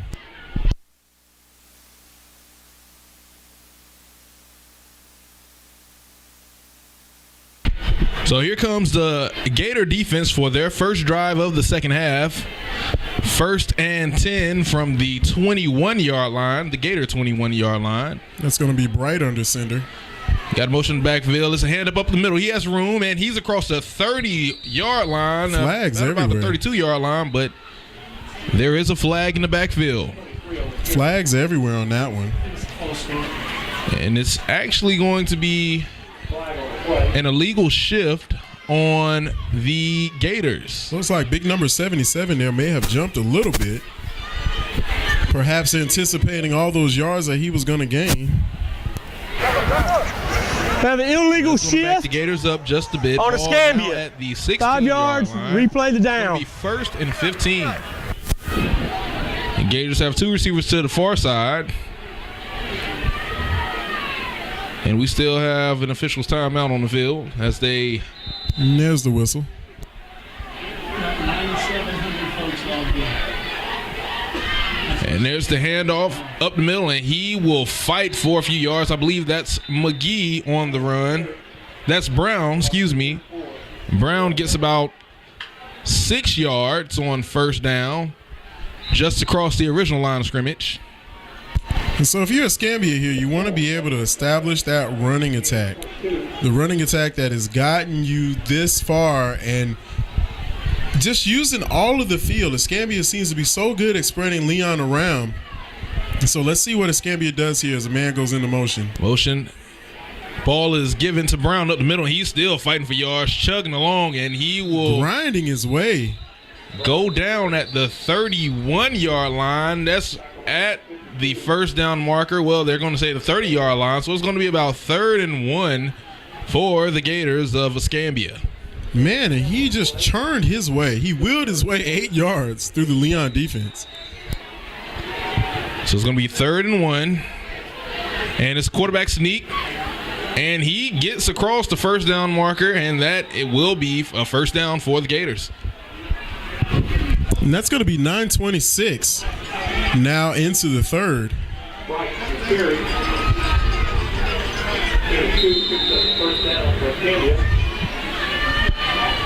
So it's going to be 1st and 10 at the 33-yard line of Escambia. Man in motion is going to be a give to the middle. Well, actually, the quarterback's going to keep it. He has room. He's across midfield. He's across the 45 to the 30, 25, 20. High steps another man. man. Go out of bounds at the 14-yard line. How about Bright?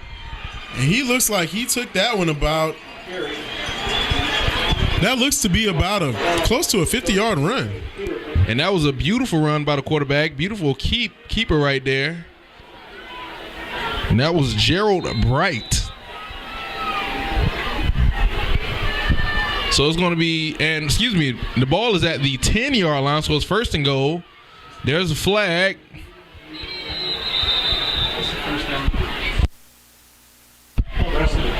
And that will be another illegal shift on the Escambia Gators.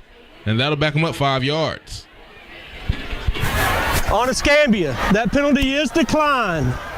So it'll be 1st and goal from the 15-yard line now for Escambia.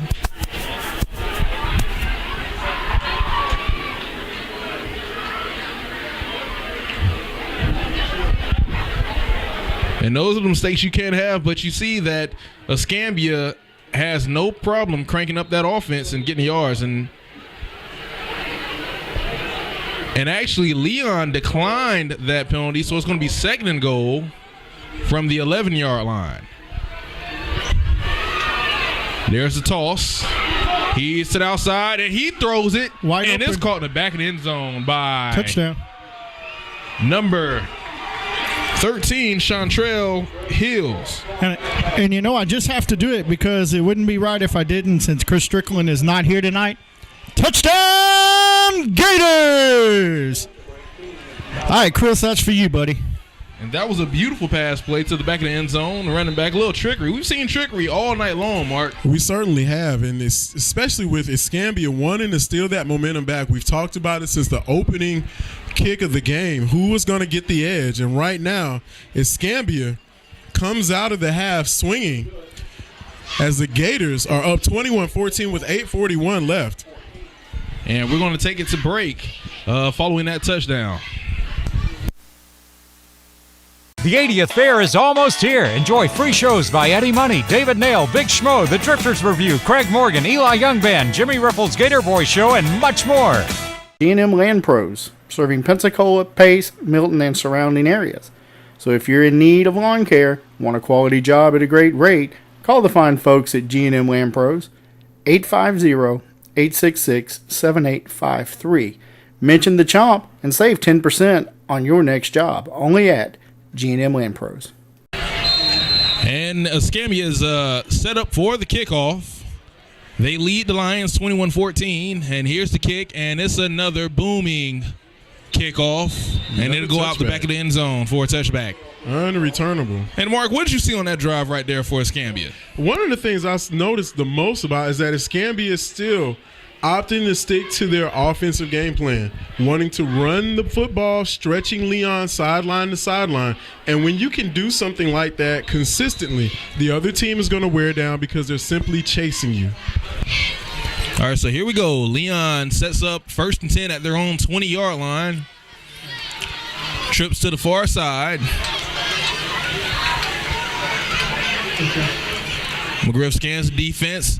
He looks, quick pass to the side. He has room, and he's across the 25 and to about the 29-yard line. Travis Amy, with one man to beat, was looking to break that one open as Escambia came up with a shoestring tackle, and I believe that's number 18 on the tackle.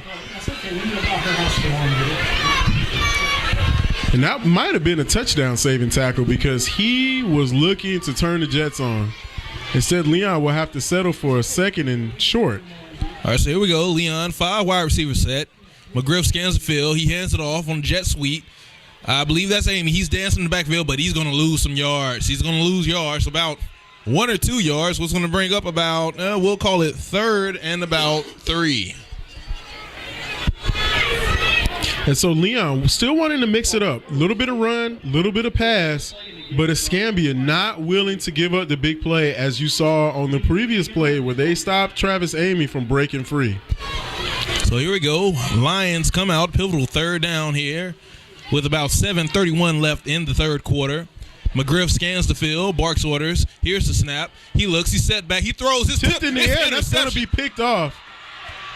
And he will get to the 20-yard line, but there is a flag on the field. We'll see what that's all about. And that looked like number 19 for the Gators, Curtis.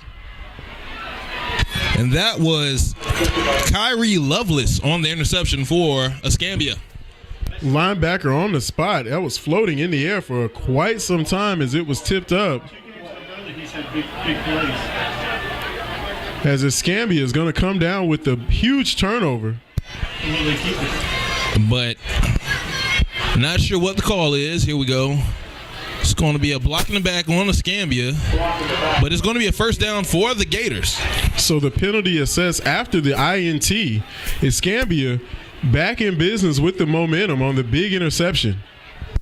And that's what you can't have if you're a Lion. But for Escambia, this might be where they start to pull away and show that dominance that they've shown all season. So here we go. Bright at quarterback. Back in motion. Gives up the middle. No, he keeps. He's looking. He's up the middle. He's across the 20-yard line. Bright across the breaking 10. it open Puts again. a move on the defender. And he's in the end zone. Touchdown, Gators. Escambia. And that is a 39-yard touchdown run by Gerald Bright to put the Gators up 2 touchdowns on the Lions with 7:08 left in the third quarter, Mark. Bright not hesitating. He's saying to his teammates, I'm going to the end zone. You can meet me there if you'd like. As Bright responsible for the last 2 Gator touchdowns. Kick is up and good. So with 7:08 left in the third quarter, Escambia leads the Leon Lions 28-14 as we go to break. When looking for an Alabama Eastern Shore hotel, you'll find ideal accommodations at Fairfield Inn and Suites. Staying fit is easy with our indoor pool and fitness center. Our hotel offers suites with separate living and sleeping areas, luxurious bedding, complimentary internet, and free local calls.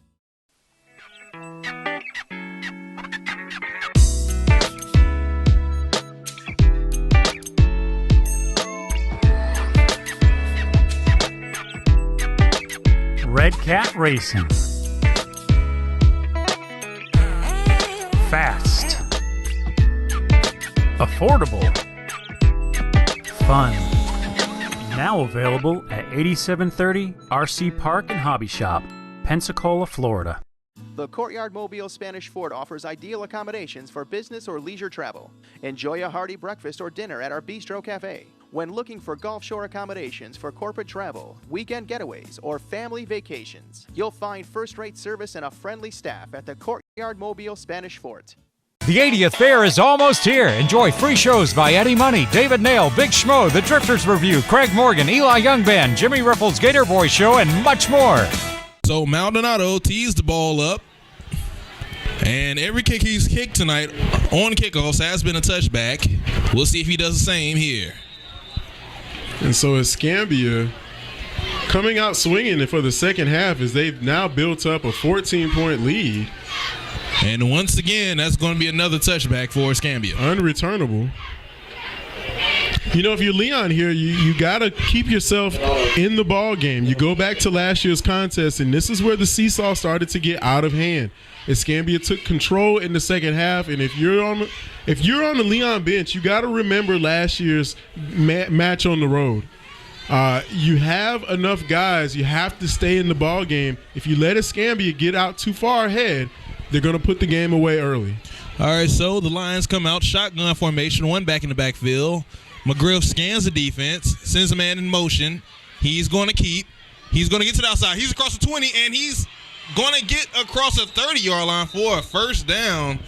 And Mark, for a second there, I thought he was going to the races. Again, Escambia defense willing to bend but not break. It's big number 99 hustling down the line, closing down. And that was Jarrell Butler on the tackle. He moves big.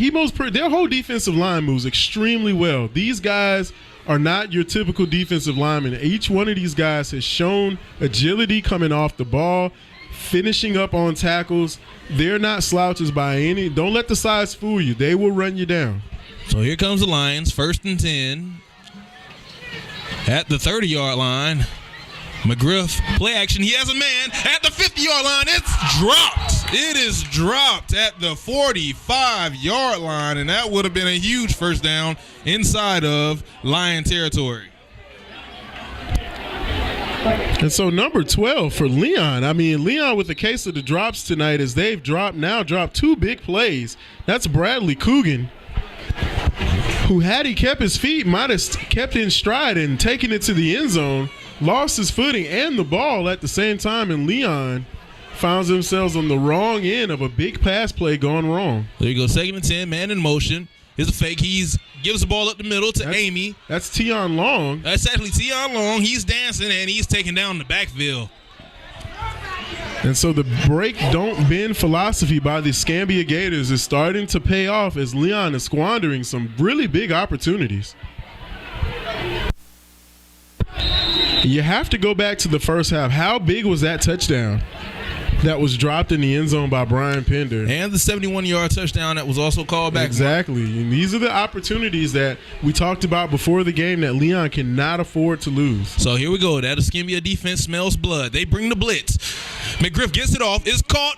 Will he have the first down? Depends on the spot. The ball is going to be marked at the 41.5-yard line. I would not be surprised if they measured here. And it looks like they're going to give them the first down. First down, Lions. And that was a beautiful pass play by McGriff to find a receiver on the slant Officials route timeout. to get the first Water down. break. Keep this drive Third moving. quarter. And we have an officials timeout, water break on the field. So with that, with 6:10 left in the third quarter, we will take it to break with Escambia up on top of Leon, 28-14. G&M Land Pros, serving Pensacola, Pace, Milton, and surrounding areas. So if you're in need of lawn care, want a quality job at a great rate, call the fine folks at G&M Land Pros, 850-866-7853. Mention the Chomp and save 10% on your next job, only at G&M Land Pros. Welcome back, and Leon has a 1st and 10 at the 41-yard line, the Lion 41-yard line, as they try to mount a drive to get a touchdown on the board here in the second half. So here we go. Trips to the near side. McGriff looks, quick pass. Number 4, he's across the 40-yard line. Looking for room around 45, the edge. and he's across midfield at the 48-yard line of Escambia, and that's going to be another line first down. And Mark, Leon is starting to move the ball. They're finding the groove here in the second half. And that's number 8 who's gone down. And that is Jabir Fry down on the field. Hoping that the young man can get up here. It looks just a little shaken up. Not sure where he was hurt at.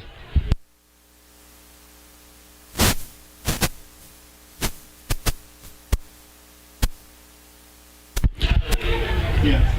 And we'll take a timeout as the trainers attend to the injured Gator on the field. Escambia leads with 6. When looking for an Alabama Eastern Shore hotel, you'll find ideal accommodations at Fairfield Inn & Suites. Staying fit is easy with our indoor pool and fitness center. Our hotel offers suites with separate living and sleeping areas, luxurious bedding, complimentary internet, and free local calls.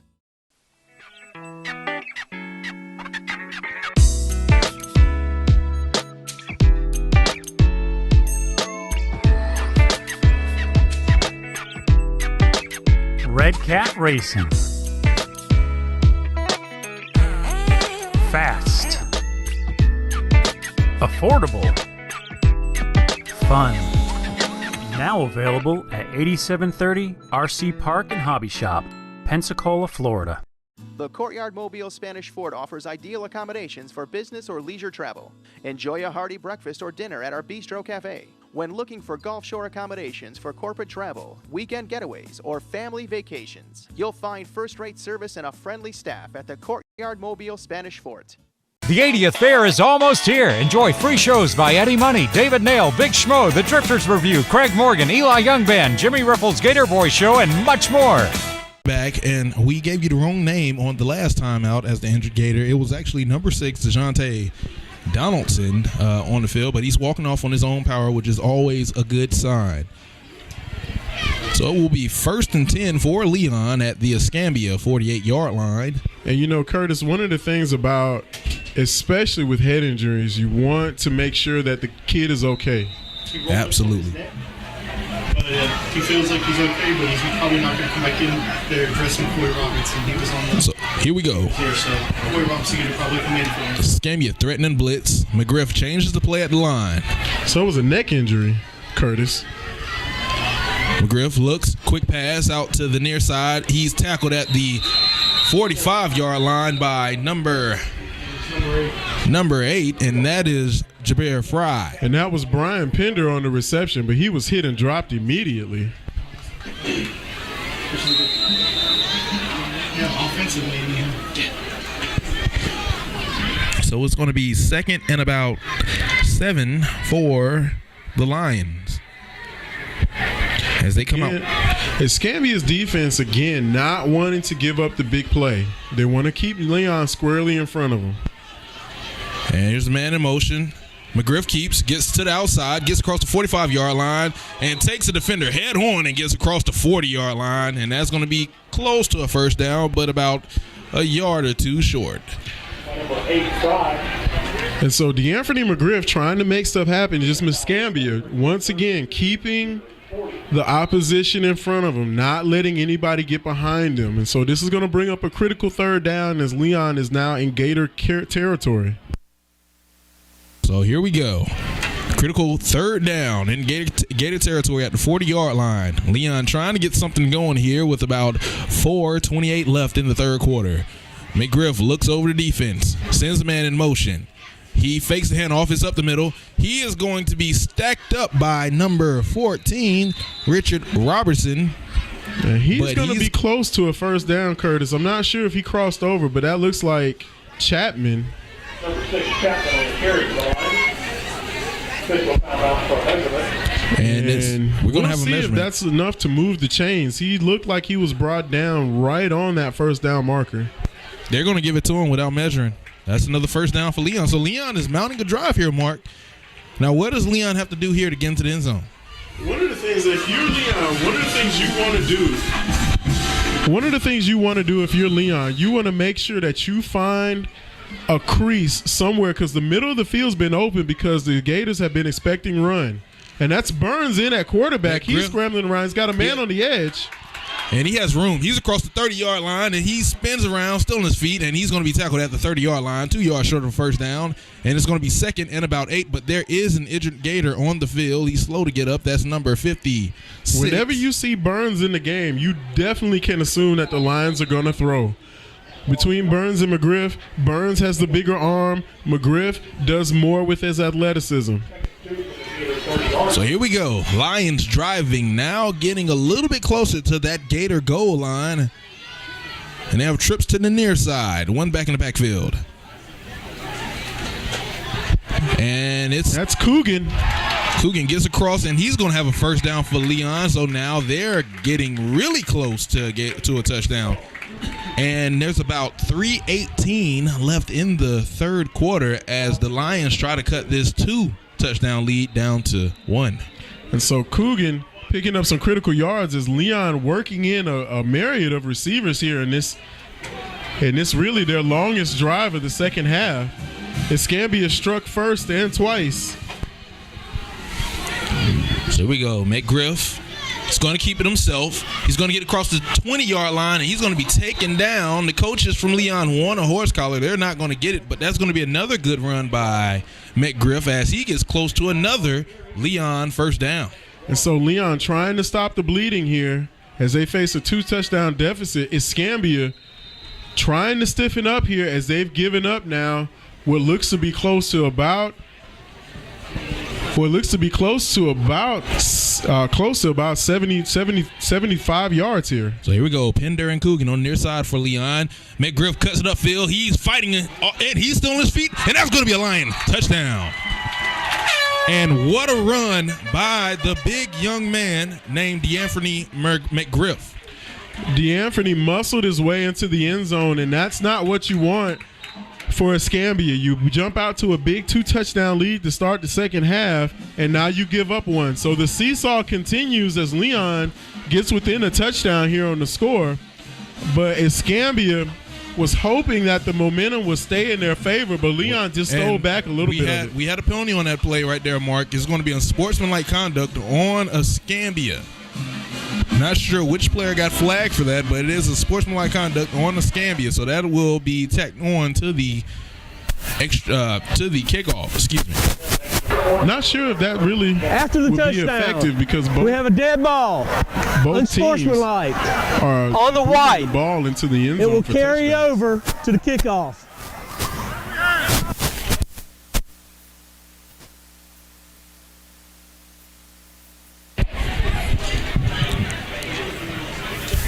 So here we go, 2:22. Lions cut the lead 28-20, PAT pending, and Escambia wants an explanation on the sideline. Now it looks like Coach Dave is wanting to talk it over.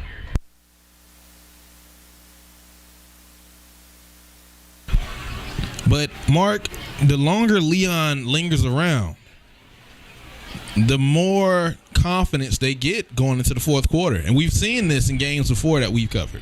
Haven't seen Leon put together a complete game since they took on Rickards about 3 weeks ago. Escambia, this is their MO.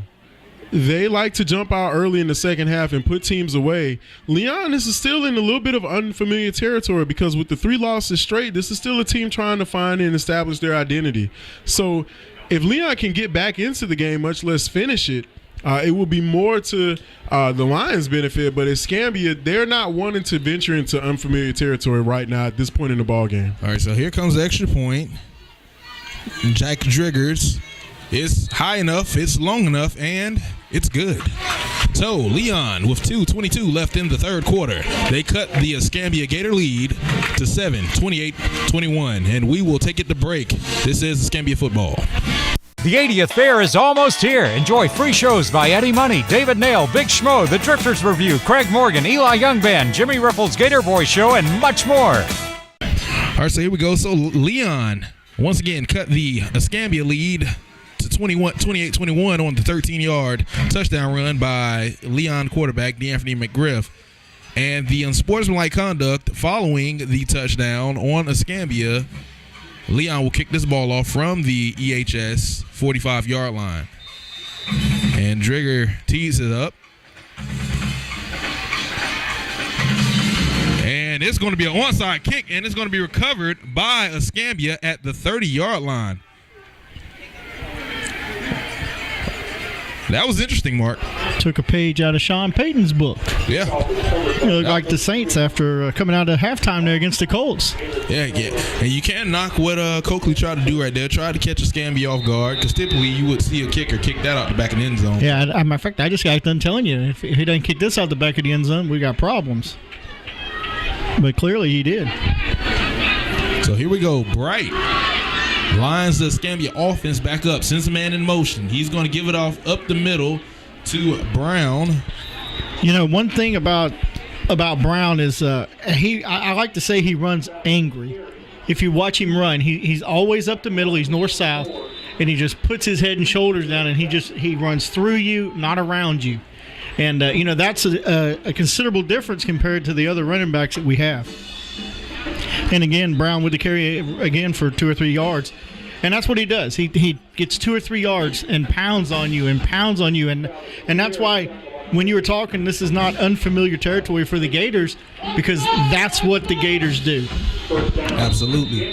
And that's going to be a first down for Escambia at the 40-yard line, at their own 40-yard line. And Escambia trying to mount a drive right here to kind of take the wind out of Leon Sales. And the quarterback, Bright, is tackled in the backfield. He gets away, and he fights hard for that 1 yard. Yeah, he's going to be real close to a first. It's actually going to be 2nd and 9. Oh, I'm sorry. I was looking at the wrong. I had him going the wrong way. See, that's what happens when I jump on the mic when it gets set down, when I should be producing. And we have, I believe,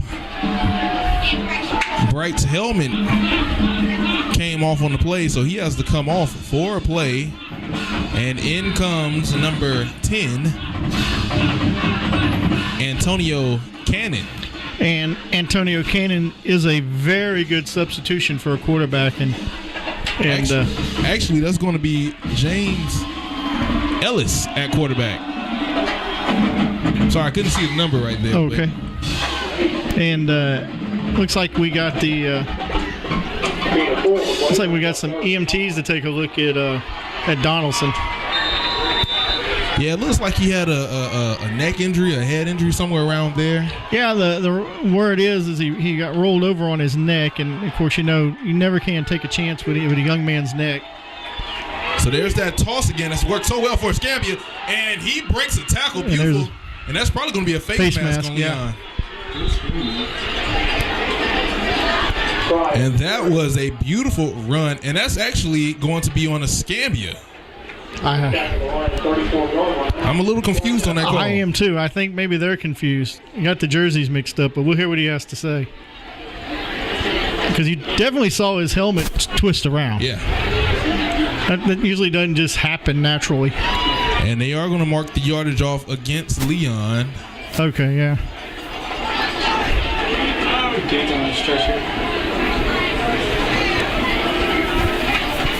And that's going to move the ball all the way down to the We Leon. have a personal foul. Face mask on the red. Add 15 yards to the end of the run. First down. And that's going to put the ball at the Leon 19-yard line with 47.3 seconds left in the third quarter. So here we go. Right, underneath center. Hands it off up the middle. No, he keeps himself. He gets some hard yards, gets stood up, but spins closer to a first down at about the 12-yard line. And that's going to be 2nd and 2 for the Escambia Gators. You know, one of the things that Gerald Bright does so well is hang on to that football because he's constantly being tugged on and pulled on. And he just does a marvelous job at holding on to that ball. So here we go. Escambia continue on running the ball here, and they call another run. He gets across the first down yardage till about the 9-yard line, but there is a flag. And we got Laundry on the field. And we'll see what this call is.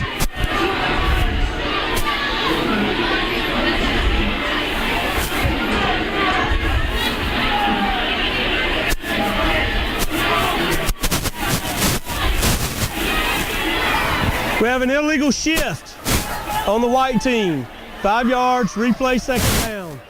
Illegal shift. Escambia's been called for that quite a few times tonight. I think maybe about 4 or 5. You know, I think it's because we don't get called a lot back home with that, and I think it's because the officials see it so much. And this is an offense that is traditionally, there's not a lot of teams that run it. And so there is a lot of movement in it, and, you know, sometimes that does throw you off when you use groups that aren't used to seeing it. And the carry is going to go to Travis Austin, who is going to pick up maybe a yard or two on the carry. And that's going to carry us into the fourth quarter. Escambia leads the Leon Lions 28-21, and we will take it to break. The 80th Fair is almost here. Enjoy free shows by Eddie Money, David Nail, Big Schmo, The Drifters Review, Craig Morgan, Eli Young Band, Jimmy Riffles, Gator Boy Show, and much more. This barn burner here in Tallahassee with Escambia on top of the Leon Lions 28-21. Leon looking for a stop here, but Escambia continues to drive.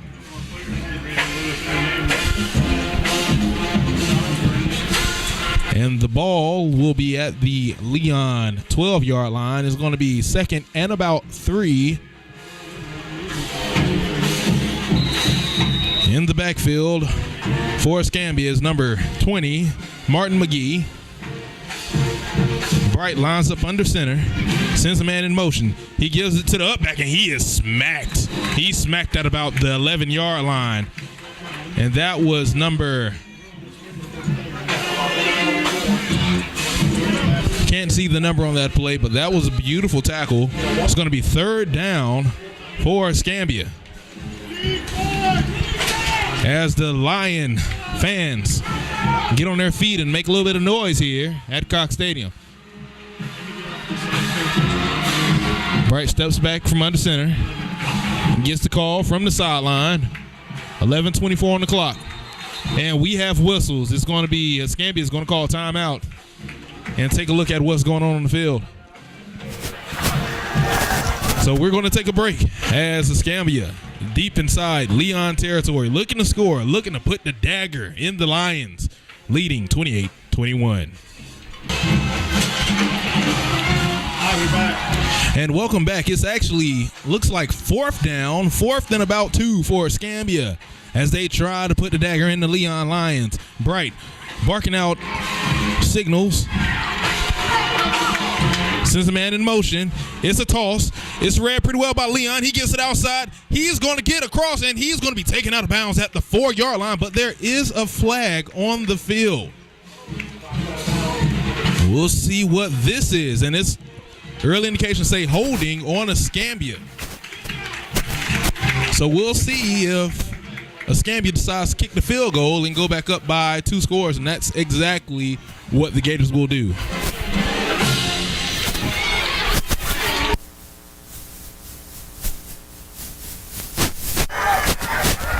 We have a hold on the white team. 10 yards, we'll replay 4th down. So it's going to be 4th down. Escambia coming on to attempt a 30.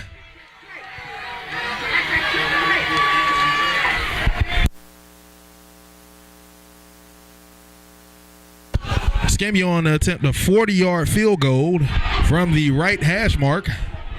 And this is well within Maldonado's range. He's good for about 50 yards. So well within his range. No wind to speak of tonight. So we'll just see if Mr. Automatic is back. So here we go. Lions looking to come after this field goal. Here's the snap. Here's the hold. And it's blocked. It's blocked. And it's going to be recovered by Leon. Nope, it's still rolling around. And it's recovered by Leon at the 43-yard line. What a play by the Lions, and that keeps them in this one. Big play by the Lions there. And I couldn't see who that was that got the block, but he came from the right side, and that was actually number 17. That was Damian Crumity with the block. And now it's going to be up to somebody like Logan Walden, the albino Badger, to get his defense motivated and make something happen here for the Gators. Because if Leon scores again, this could be trouble for the Gators. I like that nickname you guys gave him. Yeah, the albino Badger. All right, so here we go. 4 wide receivers. Twins to the near side, twins to the far side. McGriff rolls around. He finds the receiver on the sideline. He's across the 50-yard line. He's close to a 1st down. And let's see where they mark him. They're actually going to mark him about a yard short at the 49-yard line of Escambia. So Leon now inside Gator territory with about 11:01 left in the 4th quarter. You know, this is a good game for the Gators to have to go up and play and deal with this adversity and a close game, especially coming into the important 2 games coming up with Pace and Milton. Absolutely. Here we go, man in motion. McGriff is going to keep. That's something he's done all night, but he's in trouble, and he's taken down the backfield by big number 59, and that is Jamal Bynum.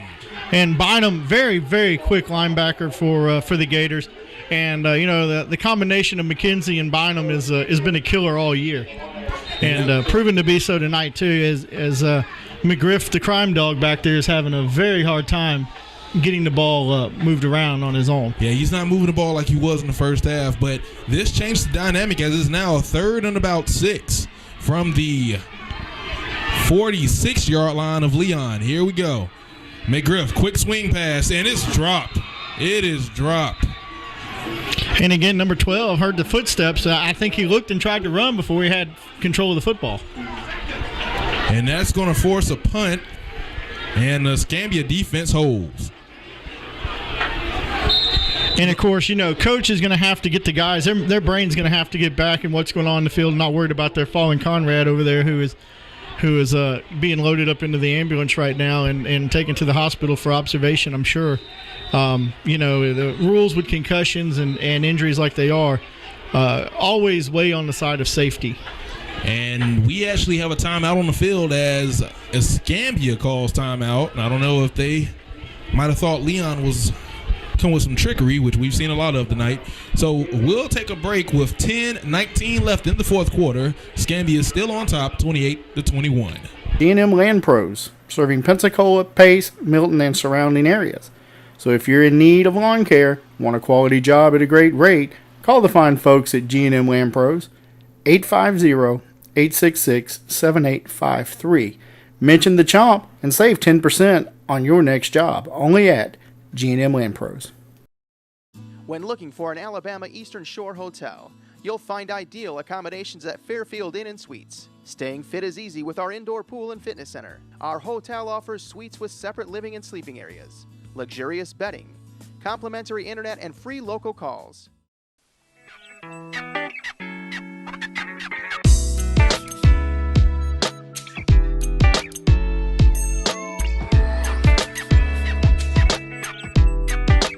Red Cat Racing.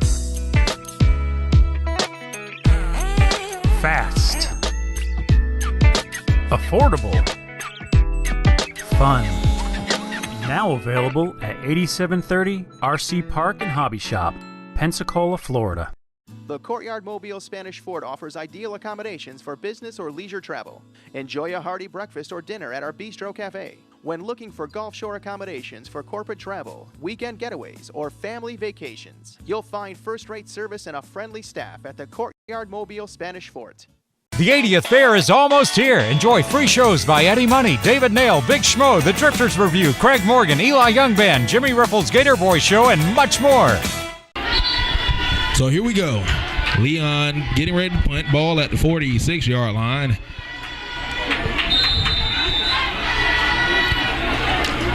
And here's the snap.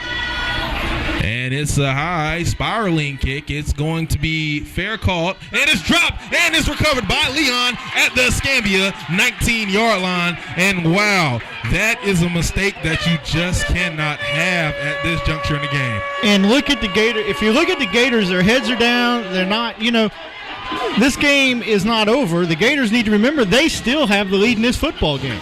Exactly. And these, again, like I said, the longer you keep Leon in this game, the scarier they become.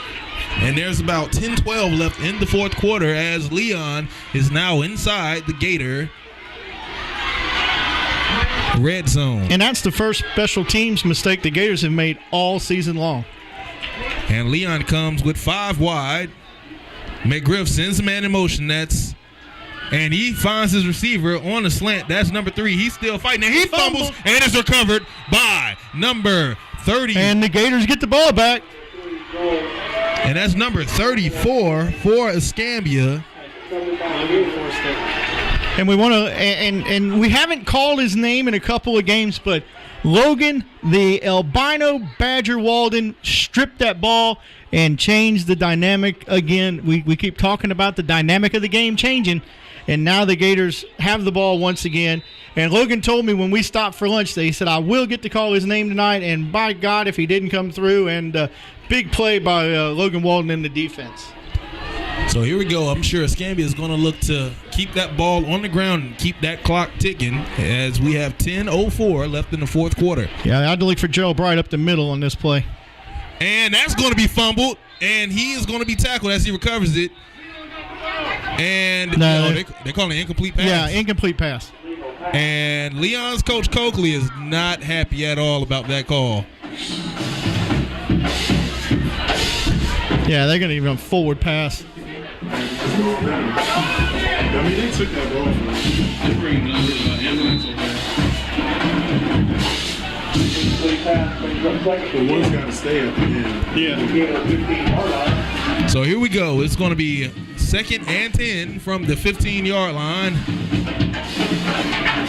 Clock ticks under 10 minutes left in the game. Bright sends a man in motion. He's going to hand it off. That's going to be Brown, and he's going to be tackled for a short gain. So it's going to be 3rd and about 8 for Escambia. Well, the Gators are not going to deviate from their game plan. They haven't done it all year. They don't panic. I'm not looking across the sideline and seeing panic on the coaching staff. So I would look for the Gators to continue to try to control the ball and maybe use Brown here up the middle and try to pick up those 6 yards. All right, so Escambia comes out, 3 receivers to the far side. It's a handoff to Brown, and he's stuffed. He's stuffed at the 16-yard line, and the Lion defense comes up big. It looks like an injured player for the Lions. And that is can't quite see his number. I want to say 24. And that is Derek Jackson. He's a junior. And he's in a great deal of pain down there. If you're the Gator coaching staff right now, you have got to get your guys settled down again, remind them that they are still winning this football game. Absolutely. You're going to have these games throughout the season where you're going to have to actually claw for that victory. And it's going to come down who wants it more.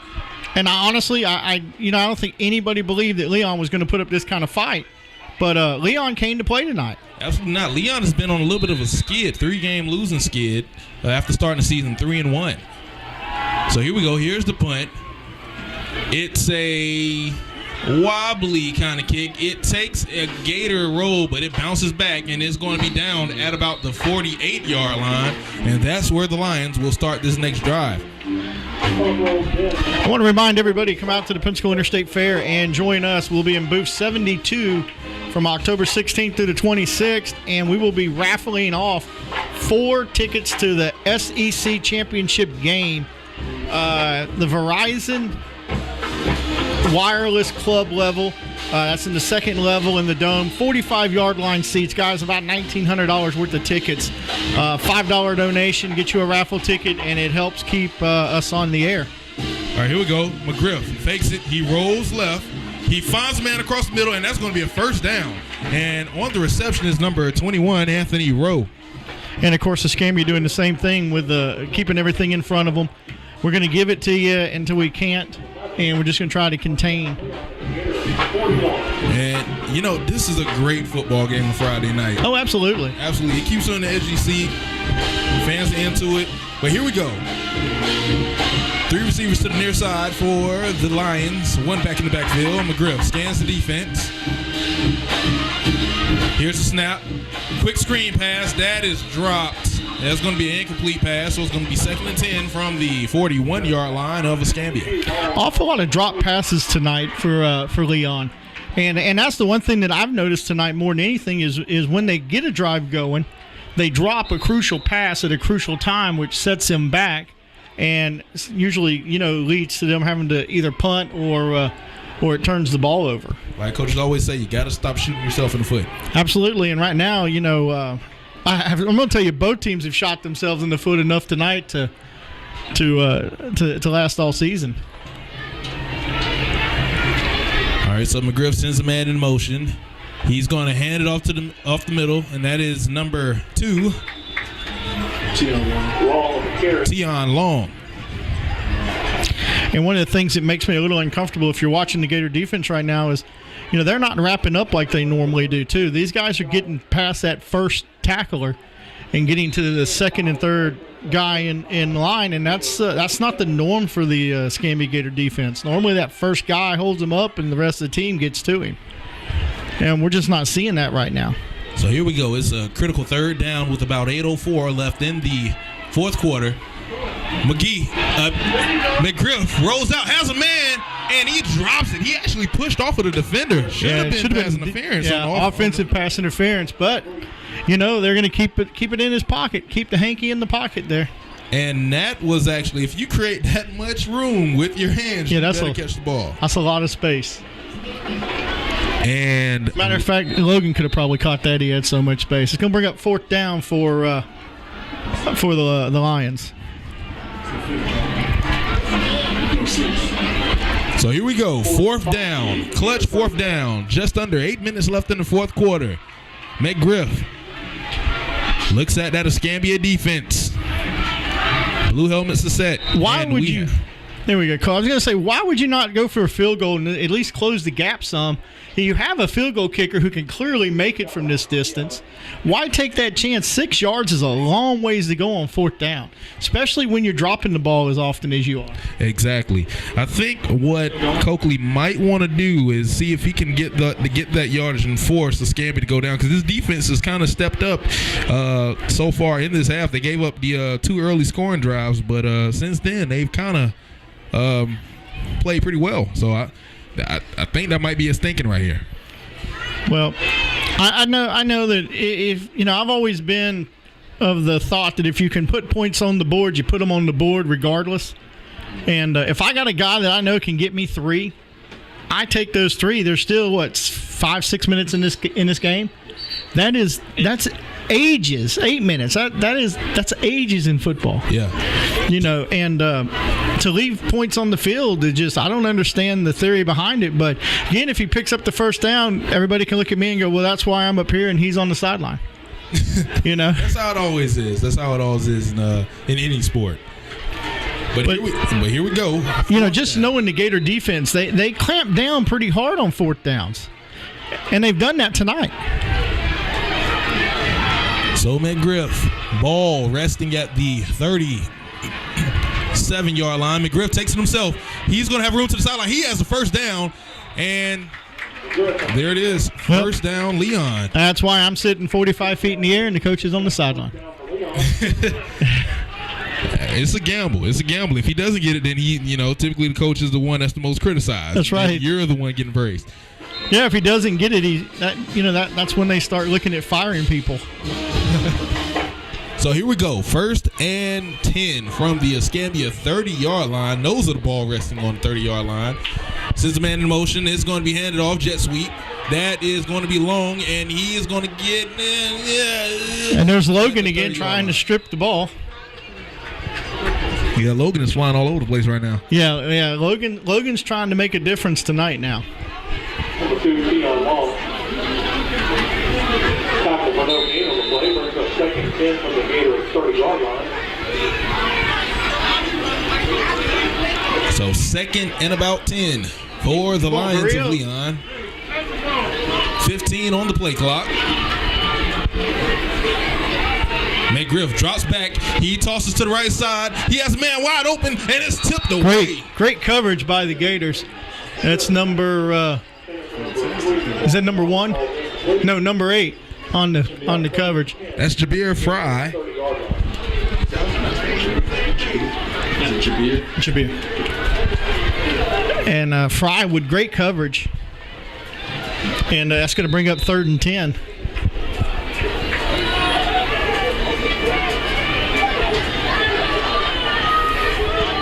So here we go. 3rd and 10. I'm telling you guys, if you drove the 3.5 hours to Tallahassee, you're getting your money's worth tonight.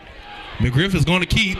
He's going to run. He's still on his feet. He's across the 20-yard line, and he is going to get down to the 16-yard line, and there goes that man again. First down.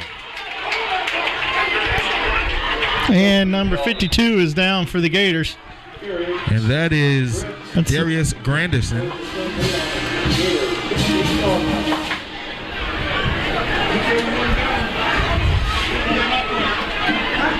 Hope the young man is okay. Yeah, it looks like he may be cramping. I don't know, maybe not. So with about 6:54 left in the fourth quarter, with the Lions ball at the 16-yard line of Escambia, we have an injury on the field, and we'll take an injury timeout. Escambia still on top, 28-21. So Granderson gets off the field on his own power, which is always a good sign, but the Gators are in trouble right now because the Lions have 1st and 10 at their 16-yard line, and they have to figure out how to contain McGriff, because McGriff has been having some really good runs and extending drives for the Lions. And I thought we had an idea. Every time I think we have an idea, McGriff, the crime dog down there, he does something special. And you just can't coach that. Guys like that, you just that kind of talent's not coachable. You know what I mean? So here we go. McGriff taking it himself. He gets it outside. Escambia has it sealed off, but he gets around the corner. He's going to get down till about the 2-yard line, and there goes that man again. McGriff. And it's going to be 1st and goal for the Lions of Leon. Yeah. Curtis, you have to be wondering here, especially if you're Escambia. And wait, there's a sportsman. Oh, and that's going to come back.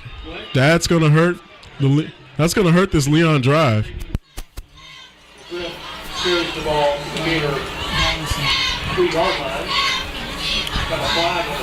And well, we'll wait for the officials to explain this. They're having a little bit of a conference near the goal line. And here comes the umpire. Okay, we have a dead ball. Unsportsmanlike. On the red, 15 yards, and it will be 1st down. And you have to be smarter than that at this point. You have to be smarter. You just got a good play. You got the 2-yard line against one of the better teams in the state. and you get a dumb personal foul penalty.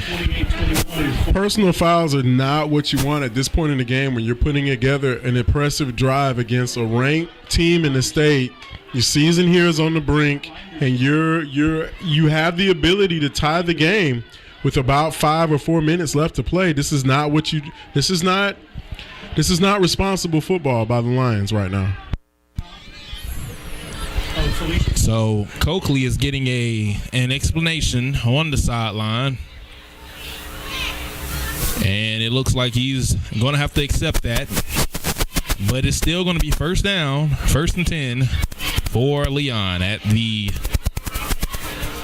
17-yard line.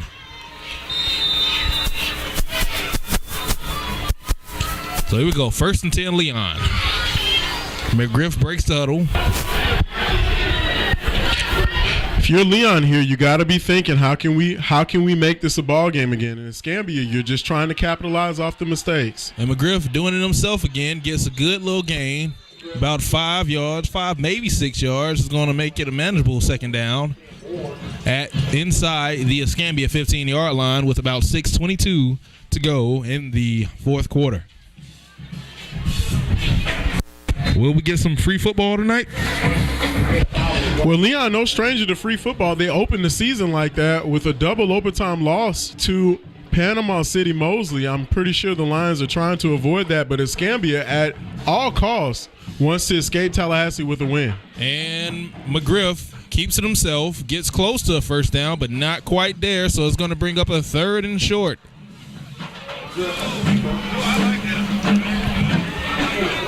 And McGriff is probably going to keep this ball on the very next play. Yeah, he only needs 3 yards, so he's going to keep it. And I mean, why not? Why not let the quarterback keep it? He's been the difference so far tonight. Here we go. He's actually going to, and he overshoots almost it. Throws an interception. Nearly picked off, and that is not what you want to do. And I'm sure Coakley is going. He's actually looks like he might send the kicking team in. I see the kicker coming up on the sideline, but it looks like he's going to keep his offense on the field. You've gotten down this far on the field. Why not keep him in? Well, I'll tell you what, if Jabbar would have picked that off, he'd had nothing but green grass in front of him. That would have been the dagger. So here we go, 4th and short for the Lions. So here's where the Tigers, my goodness, think about last week's game. Here's where the Gators need to build a brick wall and just keep everything in front of them. And the orange and navy blue fans are coming alive on that far sideline. And we're going to have a timeout. Leon is going to talk it over. Do you think maybe he was trying to ice them and get them and draw them off sides, possibly? Maybe, but I mean, he only needed 3 yards. It would make perfect sense to try to a hard count and draw them all. I mean, I don't know. Have they done that at all this season? I haven't seen much Leon football this season, but well, that makes the two of us in. And after tonight, I hope I don't see any more. This is one of them games. I'm going to lose 6 pounds here just watching this game. Yeah, this is the type of game that you want to come out to as a fan. It keeps you into it. I mean, as a Escambia fan, you're a little nervous right now, but the Leon fans have a little bit of hope. Well, and I'll be honest with you, too. As a Gator fan, you want to get this game now because next week you host Milton in a district game, which is very important, and then you follow up with Pace, which could be for the district title. And those are tough 2 teams. I was just about to say, those 2 teams over there, they play some real good ball. Absolutely. So this is a good thing. If you're a Gator fan and you're thinking this isn't a good thing for the Gators, this is a good thing. Even if we lose this game, and people are going to say, well, you're crazy, but sometimes you need to lose a game like this before you start your district run. And what that does is sometimes a team comes in and they're more motivated. They've had a lot of success to a certain point, and then they get that big loss in there, and it changes the whole thing for them. So here we go. 4th and short for the Leon Lions. McGriff in the backfield. And here he's come going the to take Gators. himself. And he's going to be close. And no, he's not going to get it. He's not going to get it. Gator's going to take over the ball. And there's 5:16 left in the 4th quarter. Gator ball, there it is. The bend don't break. Gator defense has done it once again tonight. I can't just a couple of times they've had to do it. Now what we need to see out of the Gators is let's just get the run game going, control the ball. We only have a little over 5 minutes left to play, and that will change everything.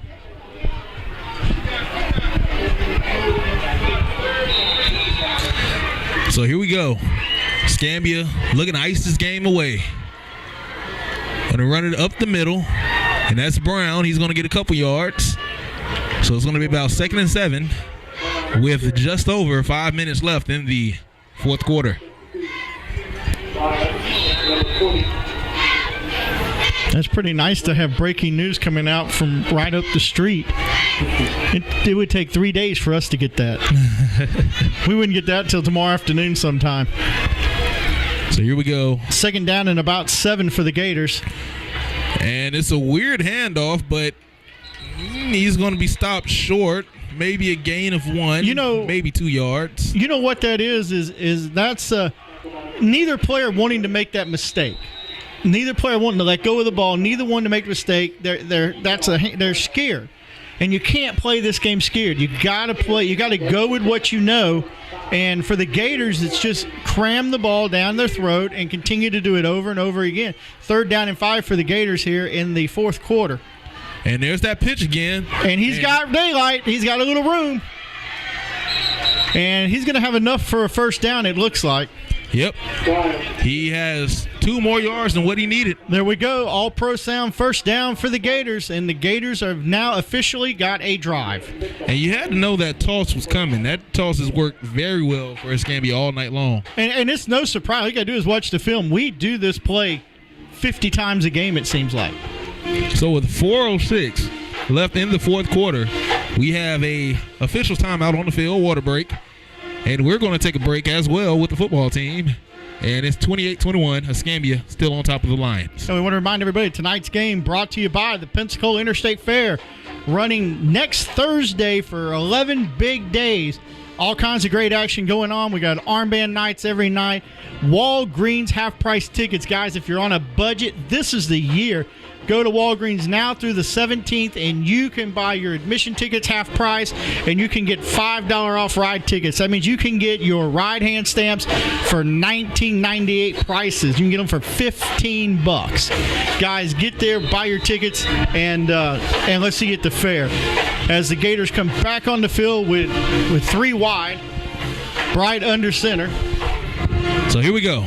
Escambia 1st and 10 at at their own 21-yard line. Here's the handoff up the middle. He has room. He's across the 40, across midfield.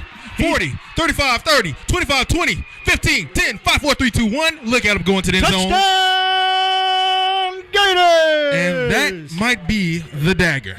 And this is what we talk about. When you don't get away from your game plan and you do it over and over and over, this is what happens for the Gators.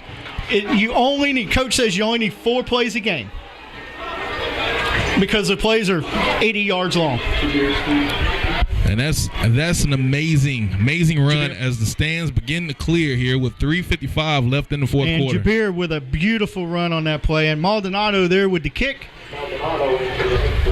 And here's the snap. There's the hole. There's the kick. It's high enough, long enough, and it's good. Mr. Automatic is back. Maldonado straight down the middle to give the Gators a 14-point lead with 3:55 to go. Gators up 35-21.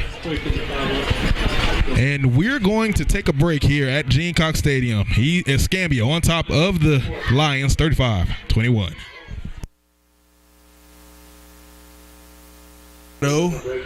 Teeing up the ball, and Leon hasn't had a chance to return any kicks tonight because he's just been booming the ball out of the back of the end zone. And you don't realize how big of a weapon it is when you have a kicker that can do that. But every time you touch the ball, you have to start it and go 80 yards. And there's another one out the back of the end zone. That guy has a beautiful leg. Well, we got on him last week because he couldn't hit water if he fell out of a boat. But he is back to himself. We call him Mr. Automatic for a reason, and that is why. He is just lights out, and tonight is no different. Well, now last week I saw a crazy game. I saw Ricketts and Choctaw Similar situation. Ricketts was down 2 scores with about 2 or 3 minutes left in the game, and came back and won with 1 second left, 33-32. We don't even want to talk about something like that, man. So let's see if Escambia can hold on here. This was a long ride, man. We want to walk out of here with a win. All right, so here we go. New quarterback in the game. He hits. Can't see what. Oh, he breaks away and gets across the 35-yard line till about the 37-yard line. That's going to be a quick Leon first down, and that is number 15, John Burns, in at quarterback for Leon. And looks like Coakley wants to go at a quarterback that can throw the ball a little bit better so that they can get down the field. So here we go. Leon comes out with 3 receivers to the near side, 3:39 left in the fourth quarter. Burns shouting out instructions, draws back. He's looking downfield, has a man across the middle. It is dropped. He gets clobbered by number Big 15. play by the albino Badger, Logan Walden there on the hit. And that is what we need to do. Guys like that, he makes those plays for us. And you know, if we can stop them here, then we can seriously put that final nail in the coffin. Now, I'm really tough on quarterbacks. That ball has to be thrown a little bit better. He set him up. I mean, he left him up there to dry. And if you're a wide receiver, you hate being over the middle and in midair because you're just not protected at all. So here we go. Burns, 5 wide. Drops back. He's looking. He's going to run. He has room. And I don't know if he was across the line of scrimmage, but he finds a man.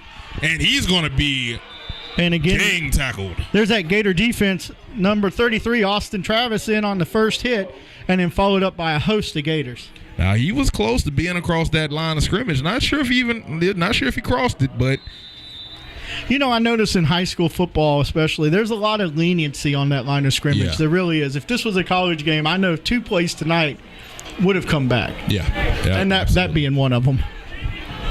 So here we go. 3rd and about 9 for Burns and the Leon offense.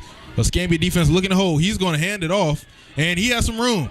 He gets across midfield. He's inside Gator territory, and that is long on the run, and that will extend this Leon drive. And Leon has had no problems moving the ball tonight. They just can't get into the end zone. And Long has been a very crucial part of that too. He's been spectacular when he has the ball. So here we go. About 2:39 left in the game. Excuse me. You know, I'm watching Leon tonight, and I'm wondering how they hit a 3-game skid. I mean, they look really good tonight. And that ball, that's going to be another run by Tion Long, and he's running hard, and that's going to be another first down for Leon. Wow. As the clock. The problem here is you don't have enough time to run the ball every play and expect to get it back. You know, even with an onside kick, you're taking a gamble here. I mean, at some point down by 2, you're going to have to put the ball in the air. And that clock is ticking. Clock is at 2:25. Burns sends a man in motion. He drops back. He's going to toss deep. He has a man down there, and that is going. Beautiful defense. Yeah. And they beautiful threw a flag. It looked like. I mean, he got clearance on a push off. Yeah, that may be on the offense. That could be an offensive pass interference. He clearly pushed off. Flag on the play. It can't be against Escambia. That looked like beautiful defense. Well, if it is, that's home field advantage for you. It's going to be against the Gators. That's home field advantage at its finest. Wow. And that's going to push the ball deep inside Gator territory, inside the 15-yard pass line. Interference on the white team. Inside the 30, so it'll be half the distance to the goal. I didn't see it. It'll be a first down. Well, I didn't see pass interference. I saw a lot of hand fighting, and I saw a definite push-off on the offense, but I didn't see defensive pass interference. So here we go. Burns looking, quick pass. And not the kind of play that I would run right there in that situation. Me neither. But the clock ticks closer to 2 minutes, 2:05 in the fourth quarter. Clock still ticking. And they've got to pick up the pace if they want to win this game. So here we go. Burns brings the Lion offense up to the line. The Escambia defense has played well enough so far. Can they keep Leon out of the end zone here? Burns drops back. He's looking. He has a man in the back of the end zone, and it's going to be caught for Leon. Touchdown. And that is number 1. That was the quarterback, Anthony McGriff, going up top for the touchdown grab. Wow, quarterback to quarterback connection. And that just shows you how dynamic McGriff, the crime dog, is. So here we go. Here's the extra point. Very important extra point. Here's the snap. It's a little high. Gets the hold down. That ball tail to the left, but it is through the upright. So it's a 7-point game with 1:38 left here in the fourth quarter. And you've got to know that Leon is going to kick the onside kick. If it's Escambia, you put your hands team in and you just simply smother the football. Don't try to run with it. Don't try to boot and scoop with it. Fall on it, put it in the center of your belly, and just lay there. And again, back to that touchdown. That just shows you how dangerous McGriff is. He went up top and got him a touchdown grab tonight, and I think he's accounted for maybe 3 or 4 touchdowns tonight for Leon. He's accounted for most of them. Wow. And again, if you're the Gators, just go ahead and put everybody up on the line. I don't know why we're not. Put everybody up on the line. Our hands team is in the game. You know, put everybody on the line and let's just fall on the football. So here comes the Lions. They tee the ball up. The only question is, which side are they going to kick the ball to? Number 22, Jackson.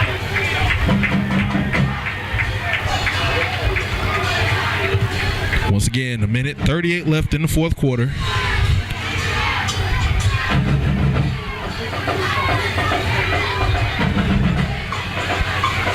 And this is pressure. Well, you know it's coming, and here's the onside kick. And it's going to be recovered. And McGee did exactly what he needed to do. He fell on the ball. And now if you're the Gators, all you want to do is control the clock. Yep.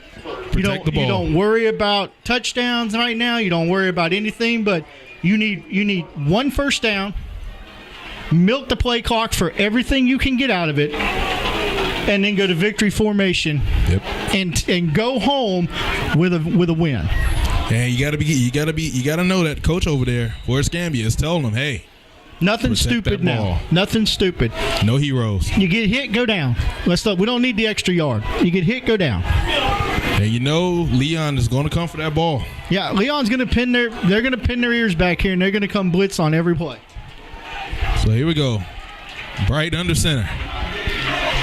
And if you're the Gators, you know, this is. And the quarterback gets a hard run. Gets about 6. But if you notice what he did is he kept that ball.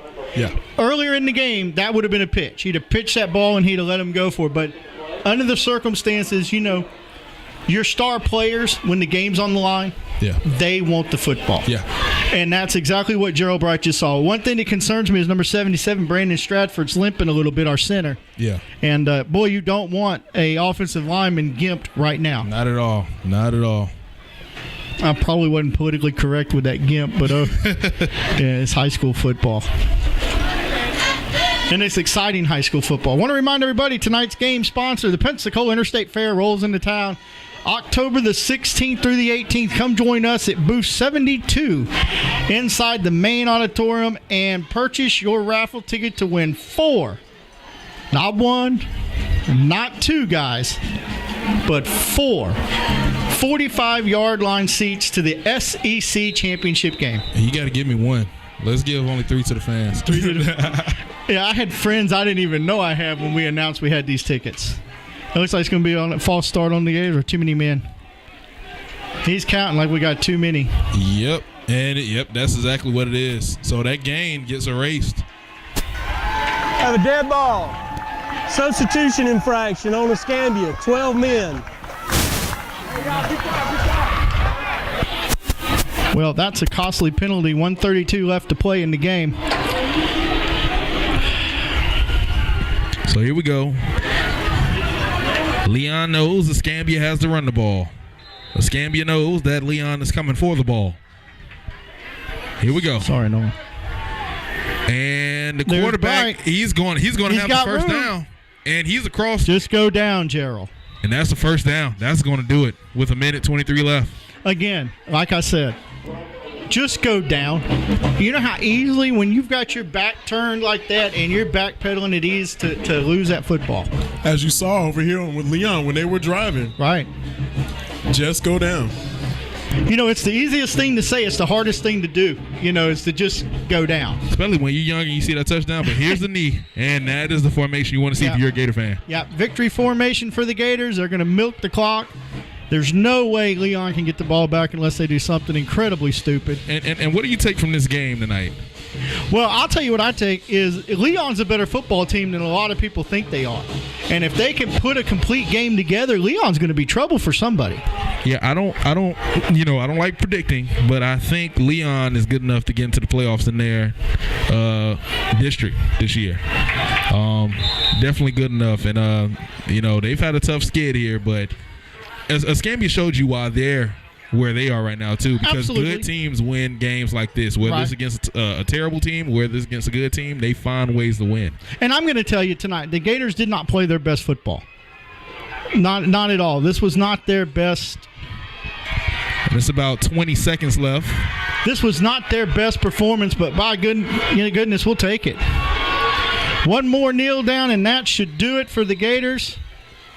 And the Gators, as the clock ticks, 5, 4, 3, 2, 1. Spoil homecoming for the Lions with a 35-28 victory, hard-fought victory here in Gene Cox Stadium in Tallahassee.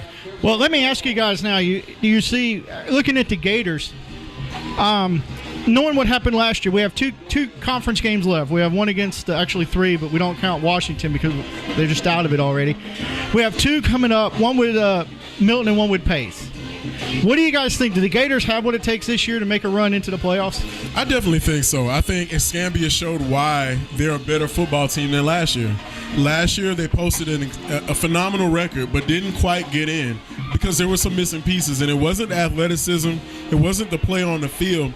It was that unspoken element that says we find a way to win ball games like you see tonight.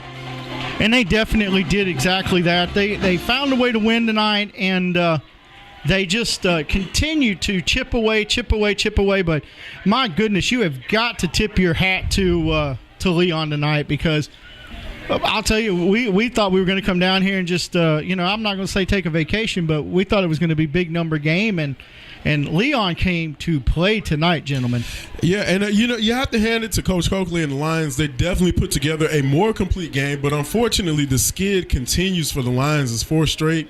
A disappointing homecoming loss. The Lions definitely had their opportunities. 3 negated touchdowns, 2 on drop passes. You just can't make those kind of mistakes and come away with the win.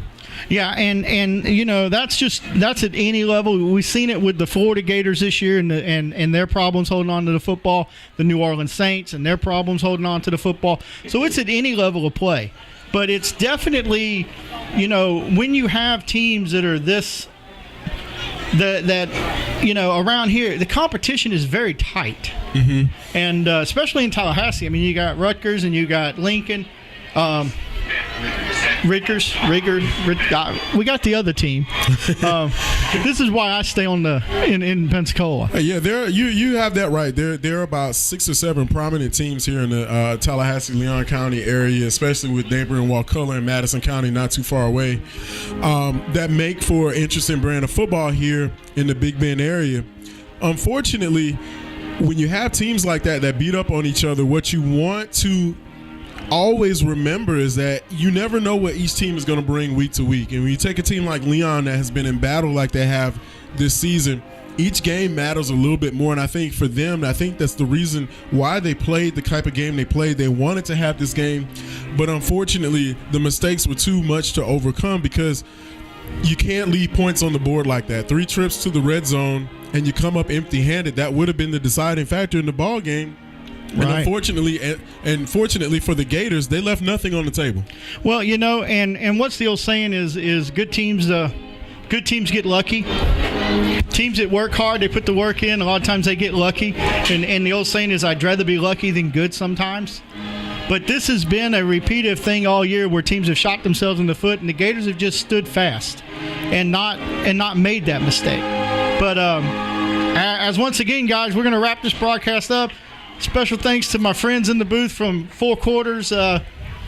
Is it Four Quarters online? We appreciate it. I know the online thing throws me off, 8730 man. Paul Marini. We appreciate the invitation. Anytime you guys come to Tallahassee, give us a call. We're more than welcome to come partner up with you guys. And you got to let us know about bowl season, man. We're looking forward to it. Absolutely. We'll get you guys to a bowl this year.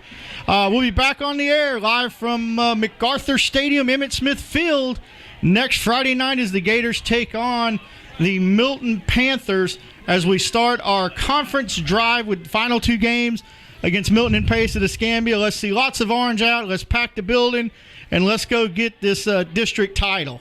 Anyhow, for Paul Marini, for Mark Adams, for Curtis Ford, you're listening to Gator Football, and we will see you guys next week.